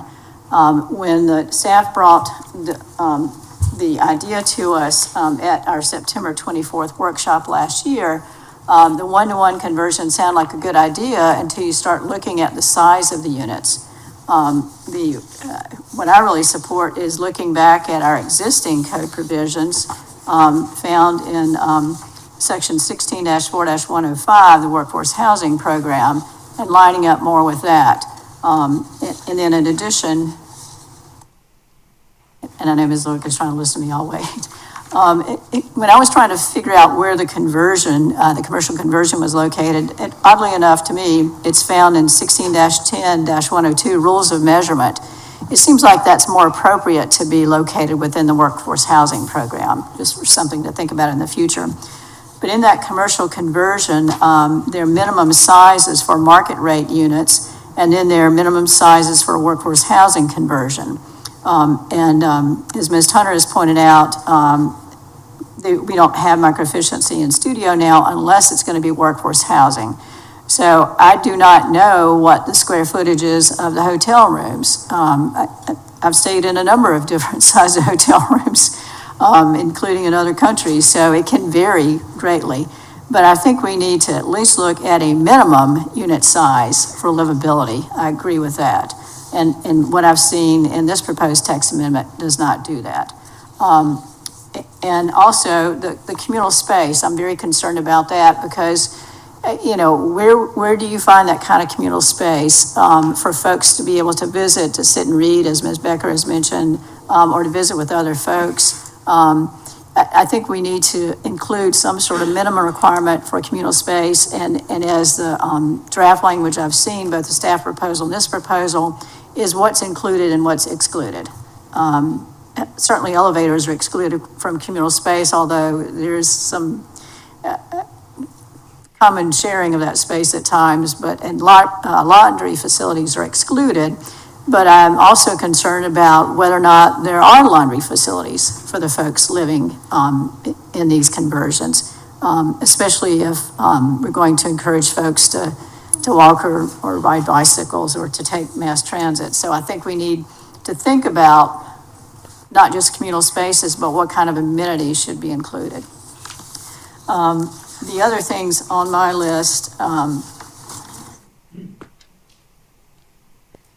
are the workforce standards. I do not like this 25%, 75%, and I don't buy the argument that staff can't check on this because we already have it in our code in section 16-4-105 for the AMI requirements. What I am recognizing is that if we have existing buildings which have not yet been converted under our current standards, that perhaps our current standards don't meet what the market could do. And I don't know where to find that answer, but I think that we can find an answer where folks will come and convert buildings, but also we have to insist on compliance with our standards and the kind of workforce housing we want to have on our island. Those are the kind of things in remand to the Planning Commission that I would like for them to take a look at. The list is density, especially with regard to one-on-one, location in which districts, which includes knowledge of the size of existing hotels, and concern about one-to-one conversion based on the livable space that's being provided, concern about meeting the current workforce standards instead of inventing something entirely new, communal spaces, and also providing amenities such as laundry facilities for livability. The staff also had a concern about parking requirements, and so I would add that to my list. So those are the kind of things I would like to see the remand to Planning Commission address. But Mr. Town Manager, I have another concern, and that is, this is going to be time consuming. And I'm looking at the priority amendments that were before us at two workshops. The one on, I apologize, I'll look at my notes here, on September 24th, and then there was another one after that, and I apologize, I'm not seeing the date right now. But in looking at the priority amendments, is this our priority? We already had an ordinance tonight on noise, but I'm looking at the list, and I've been concerned for some time about short-term rentals. And where's that in our list of priorities? And where in this is our addressing mass and scale and buffering, also common space requirements, tree protection, subdivision regulations, subdivision and development plan review process. So I'm concerned about the amount of time for one thing versus the other issues that we have identified as priority amendments. And where do we factor that in? And I think, Mayor, that's something that the town manager needs to help us with. And perhaps we haven't yet set priorities time-wise on which ones to address. So while I want to send it back, I want to make sure that we know what we're prioritizing for time, staff to spend. Thank you. Thank you. Any other comments? Mr. Brown? Mr. Mayor, at this point, we are debating the amendment to the original motion. Okay, so I'll be very brief, but I reserve the right to talk about the First Amendment when we get to it. I just have a couple questions for staff, actually. So if Ms. Lewitt could help me. First question, obviously this conversation started because of a particular site that has been identified. Is that particular site currently in use, operational?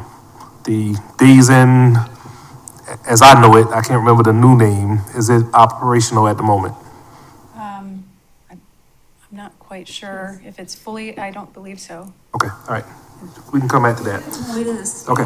It's fully, okay. Second question for staff. Okay. Is, the planning commission has recommended denial of the text amendment. But I just want you to refresh my memory. Was there also, a sort of a footnote with that town council have some deliberation and it come back so that staff can work with the applicant? Is that correct?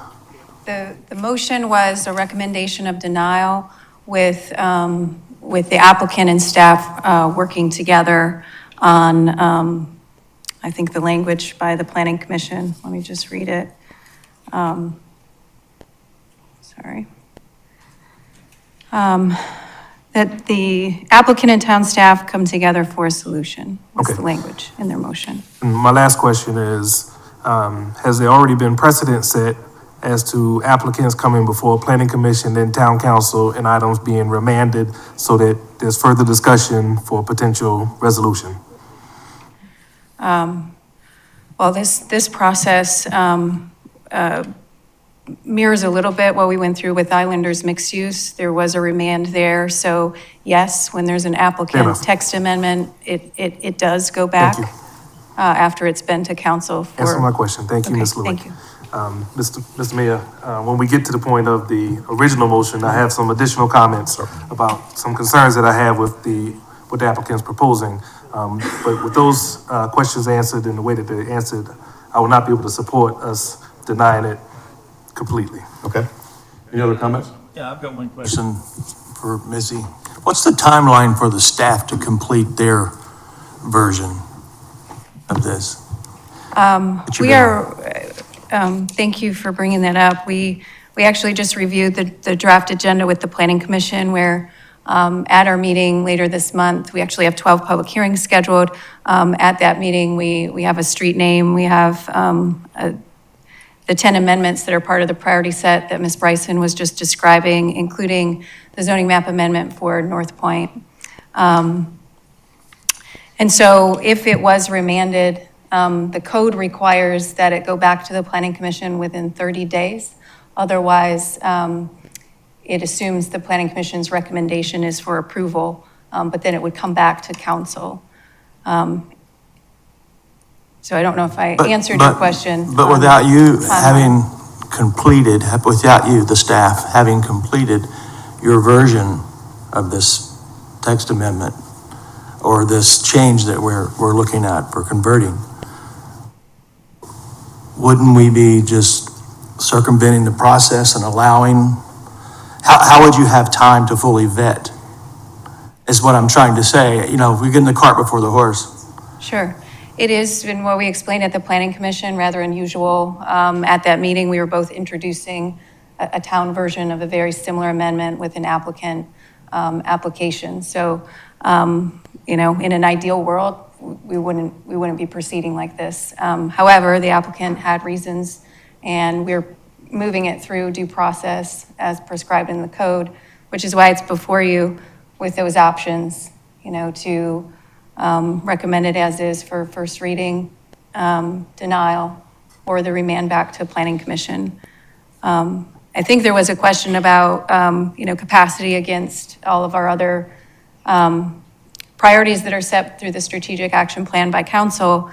And as I communicated with the chair and of the planning commission with 12 public hearings, and staff's capacity to publish that packet, it will be very difficult if this were remanded to beyond, say, that February 19 meeting. Now, certainly within 30 days, we would have to have that back on the planning commission by March 6th.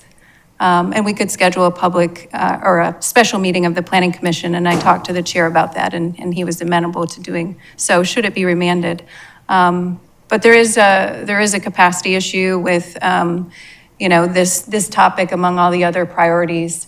And yes, the town staff is working on a very similar text amendment that we have had, that we're close to finalizing with our code amendment team, including legal review.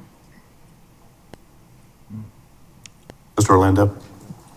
Thank you. And some of this is just kind of answering the general comments, and then more directly, Ms. Bryson's. I believe you have a question, and I have that information, so I just would rather present it here. Yes, about priorities. Our applicants, the customer is always a priority, but we are always balancing an application walking in the door for a zoning map or a text amendment or something significant above and beyond a typical permit. And we always balance that with our own priorities and the priorities you directed us to. We are advancing. I'm fortunate that I asked Missy. Missy's probably fortunate because I asked her. I have the draft Planning Commission February 19th agenda in front of me. There's 12 items on there. And Missy made sense of it. But all these items are summed up by what you asked us to deliver to you the last workshop we met late last year. Ms. Bryson also asked about short-term rental ordinance, first reading February 18th. Fully intend, and where's Sean? Is that a thumbs up, February 18th on the agenda? Sean's been working very closely with the code writing folks, Missy included, but then also with Curtis. So, I just think as things come forward, there's a machine here. It's not just Missy writing it. She has a team. We send things to Curtis. Curtis has 13 or 14 things he's looking at for us right now, all making sure that they're compliant in his mind and good policy for the February 19th. We'll start bringing a lot of this forward to town council. And so I've taken some notes tonight of what you've said to help Missy, because you're up there talking and presenting, and I think you've done a wonderful job with this application, and we appreciate you. And I do appreciate the questions about staff's ability to process and make sense of all of this code edits. We want to get this right. We want to help Mr. Breen and the folks involved. We want to get a hotel conversion right. I think it's fair that the staff presented their concerns, right? 1-to-1 ratio of a hotel conversion, we had some concerns with. And I think that you'll be, I hope you'll be pleasantly surprised by the code amendments we're also bringing forward to consider the same thing. So, good. Mayor, can I ask a procedural question? You can. Of the town attorney, the remand and the 30-day requirement. The 30-day requirement is to hold a public hearing. Is that accurate? Is that what the 30-day requirement is for? No, it is for the planning commission to conduct its review of the revisions that come back following the public hearing. Okay, all right. And can, within those 30 days, if the planning commission conducts a review but decides to continue that to a future date because they haven't finished their review, then have they complied with the 30-day requirement? Buying us some more time is what I'm trying to ask for, instead of being locked into a February 19 or March 6. So it could come before the planning commission with a discussion. If they needed more time, they've complied with the 30 days, but they continue it to a date certain. I think the Planning Act contemplates that it comes back to the Planning Commission, it conducts its review, and then sends it back to you. Right, back up. Okay. All right. If I could clarify that, it actually says, Ms. Bryson, the Planning Commission shall deliver its recommendation on the proposed changes and departures to the town council within 30 days of the remand. And so this is why my amendment is the simplest way to go. What we are saying is no to what has been presented to us by an applicant who has tried to short-end the staff's work, that has set up their own timeline for admittedly their own benefit. Whereas to take the proper amount of time to do the required and necessary vetting takes time. And this is not the only thing that you're working on. And in fact, you've been working on something very much aligned to this concept. So why would we complicate things and put that stranglehold, for lack of a better term at this moment, on staff to have to respond without being able to fully do that? And to Patsy, to your point, we have other priorities.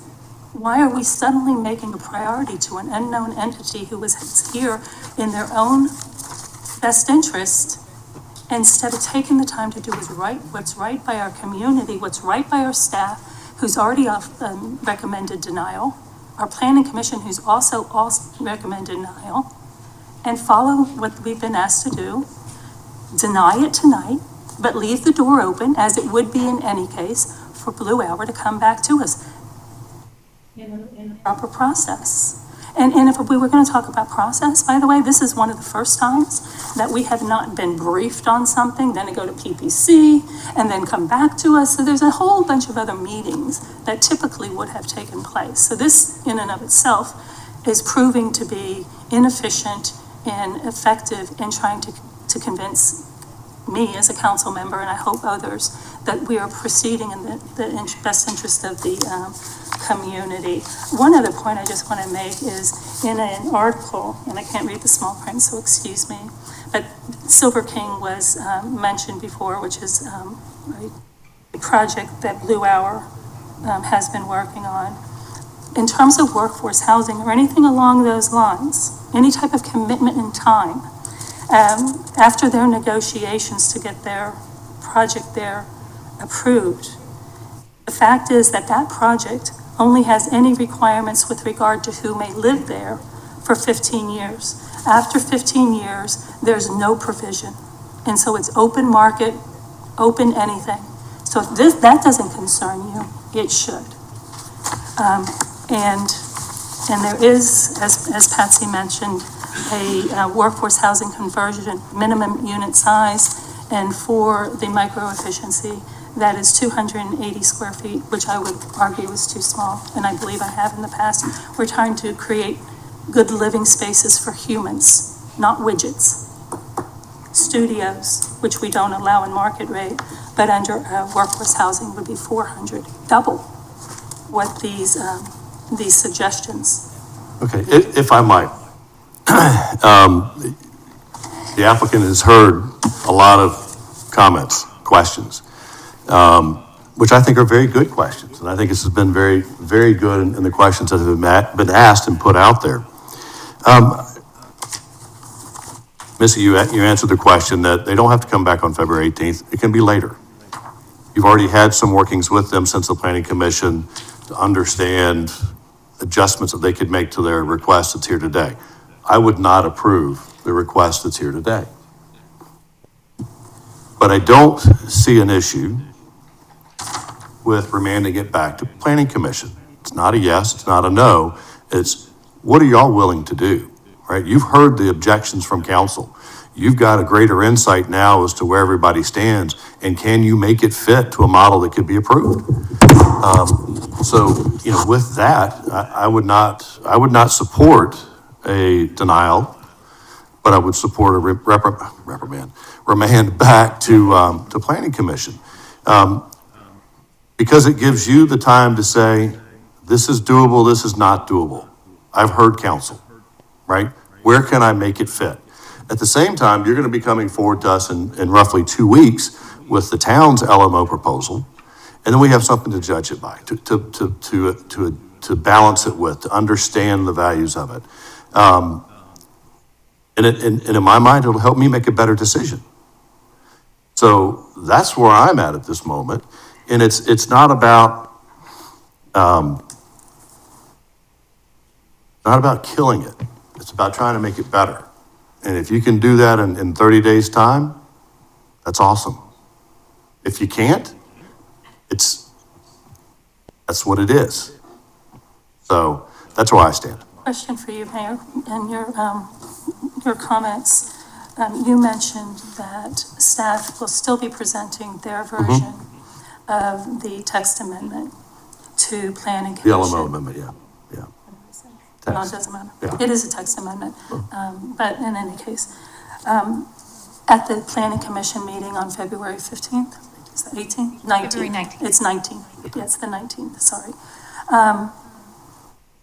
But then that would be, when would that be coming to town council? Let's say Planning Commission says, not quite right yet.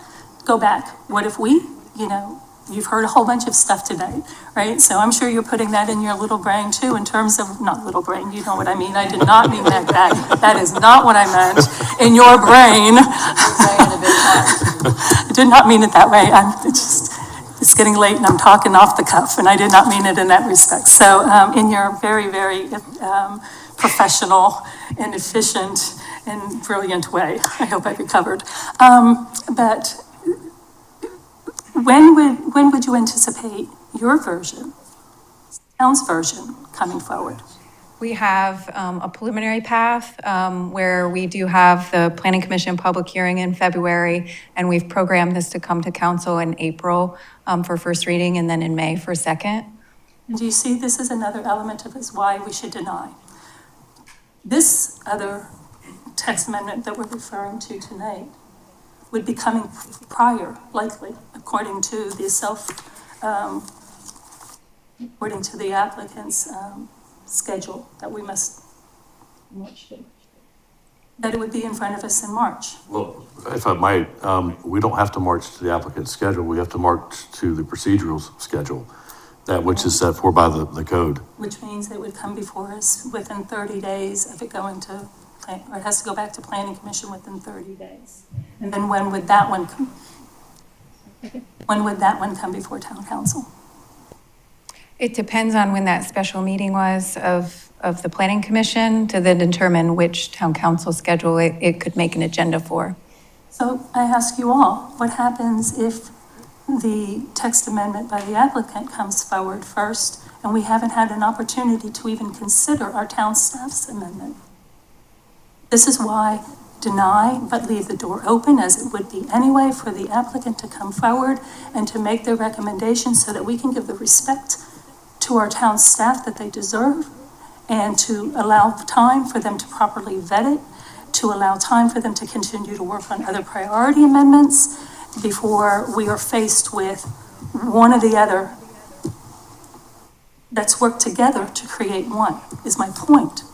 Yes, it's another point. Mayor, I think it's time to call the question. Call the question, either that or a bathroom break. That's exactly what I was going to do. So the first one is an amendment for denial presented by Mrs. Becker, seconded by Mrs. Toner. All those in favor, please signify by raising your right hand. All those opposed, signify by raising your right hand. That is 4-3. Now we go, 3-4. Now we go to remand to Planning Commission, which was motioned by Mr. Alfred, second by Ms. Bryson. Any additional discussion on that? Because I think we covered a lot of it on the first. Yes. I asked, Yes, Mr. yes, you Just did. a few things I want to cover here. And not necessarily for Ms. Lewick, and these are not questions that I want the applicant to answer, just things to consider. At the end of the day, let's call a spade here. This project will be one for transient workers, okay? And to me, the transient worker is very similar to the current condition, which is transient visitors, okay? But there are valid concerns here as to how we want to present living conditions for even our transient workers, okay? So I think that piece needs to come loud and clear from us that we have those concerns. Staff has talked about communal spaces and what that looks like.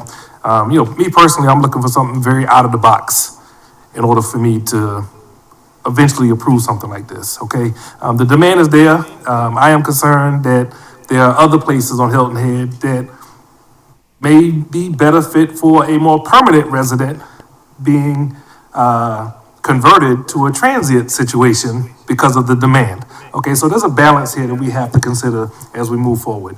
If you can put forth your best effort in the next 30 days with something that is totally out of the box, that really get our antennas and our attention, then I am more than willing to listen to that and consider it. So that piece I wanted to just make sure that I went on record and you heard me loud and clear as far as my position on moving forward or not. Thank you. Thank you. New discussion? I got one. So for 40 years of me living here, I've never, ever known the town to hurry up anything, right?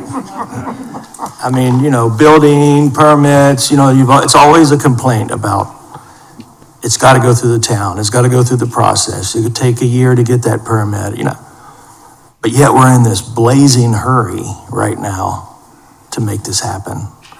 And it's going to happen. It's too late. We voted on not denying it, but it's going to happen by our staff within 90 to 120 days. Why? Why? Ask yourself, why are you in such a hurry this time? That's all I have to say. Other comments? Sure. New discussion. So, Mr. Brown mentions transient workers, but there's nothing whatsoever within any of the documentations that confirm that this is a workforce, a transient worker, or anything of the like. In fact, as I pointed out before in that article, after 15 years, whatever that council was able to get them to get this group to agree to is over and done. There's nothing left there.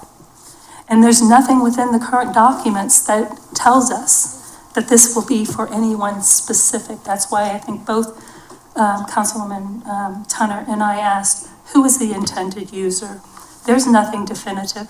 There's no requirements. There's no measurement. There's no affidavit. There's no property management. Who's in charge? We're creating a situation where it has no real requirements or parameters whatsoever. So that's a problem. That's a huge problem. And then, to your point, Councilman DeSimone, when has the town ever hurried up? I don't know, because as I said, previous to this meeting being pushed through in this way, nothing has. I've been on council for 6+ years now and working, sitting out there as many of you are, for 10 years, trying to get things changed. And the pace is slow, and there's meeting after meeting, and there's pushback and there's pushback. In fact, I'll just refer to one of my least favorite things of all, floor area ratio, where we were bounced back and forth and sideways.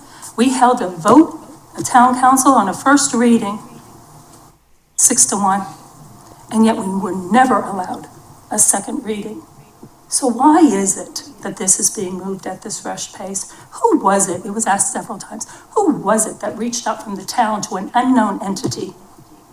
Even Alan Wolf said tonight, don't know how they got our phone number, but we know from the planning commission that Mr. Jordan said the town reached out to them.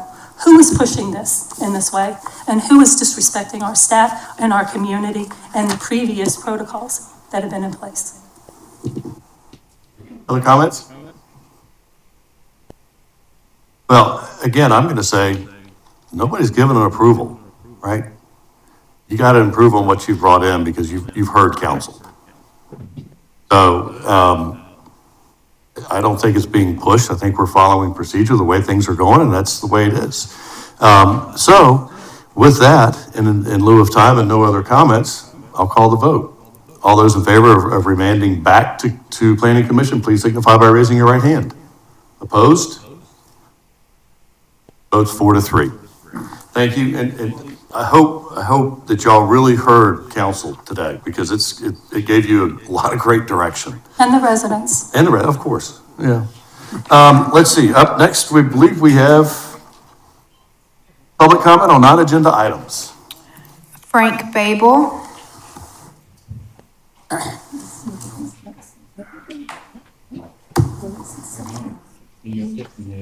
Mr. Cliff, we're still in session. Mr. Cliff, we're still in session. You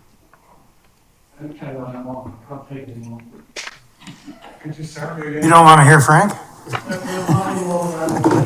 Kim, if you'll, thank you.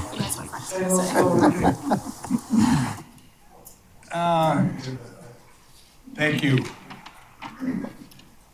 I'm here to express disagreement, because this is a place to do it, obviously, with some comments that affect the bridge. Comment was made that this is going to be a pathway to nowhere on option 2. Pathway to nowhere, it has no end and no beginning.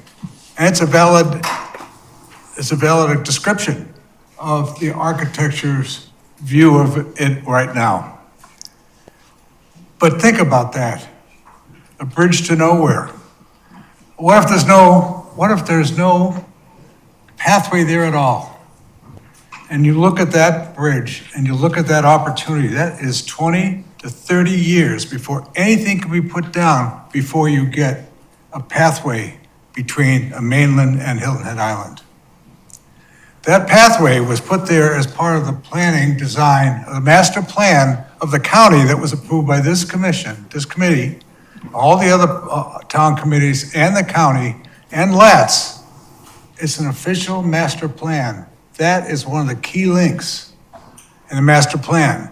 The good news about that is that that committee, by doing that, was going to fund it by the referendum.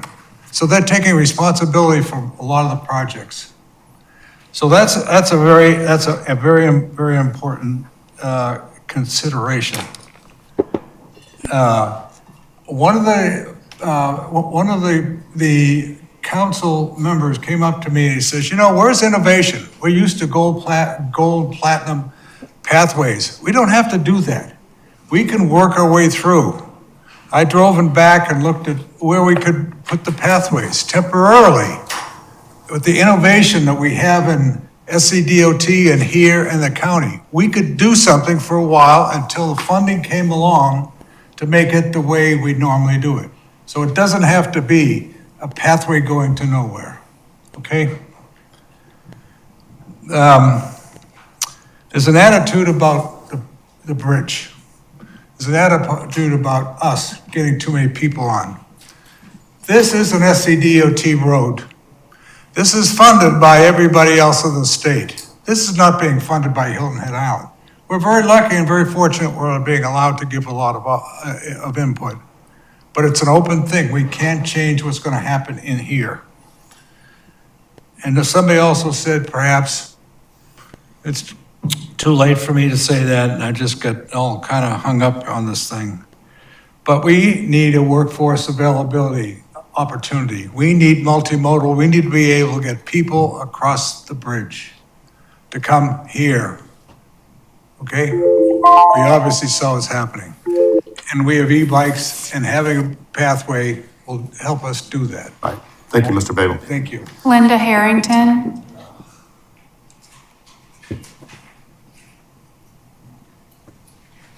Linda Harrington, 33 Coatsworth Place, been up here before. By the way, I was going to spontaneously combust there for a few minutes. It was so hot. But anyway, what I come before you to say is quite simple. This is not the first time that I hear you entertaining outside LMO, text amendment.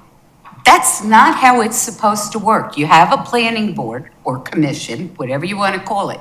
It's their job to take the application. The application should have all of the issues that the applicant wants and how they want to resolve it. That's called an application. They don't give text amendments. Who are they to write an amendment and give it to you people? That's not how it should work. And I really seriously question the ethics of it. So I am going to refer it to the state because this isn't the first time. And it's a big mistake for you to abdicate your jobs. For brevity, who knows? And who did refer this? Who called these people? Why is there a secret about that? I don't understand, but I think it's time for the ethics to look into it. Have a great day. Thank you. That's all. That's all? All right. Mr. Orlando, we have a need to go into executive session. Yes, sir. Executive session item 11A and 11B as referred to on our agenda. Motion to go in executive session. So moved. All those in favor, please signify by raising your right hand. We are in executive session.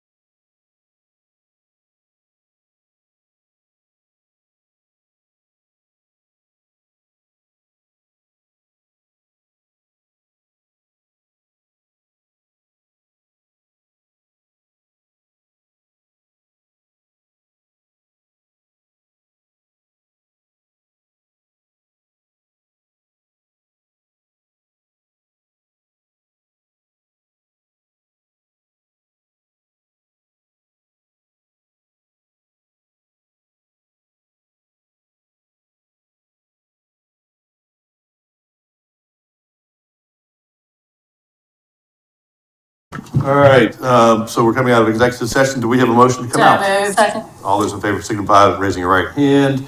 Do we have any action coming out of executive session, Mr. Brown? Yes, Mr. Mayor, I want to make a motion to make the following appointments to external boards and commissions. LATS, Low Country Area Transportation Study Committee, Councilwoman Tammy Becker.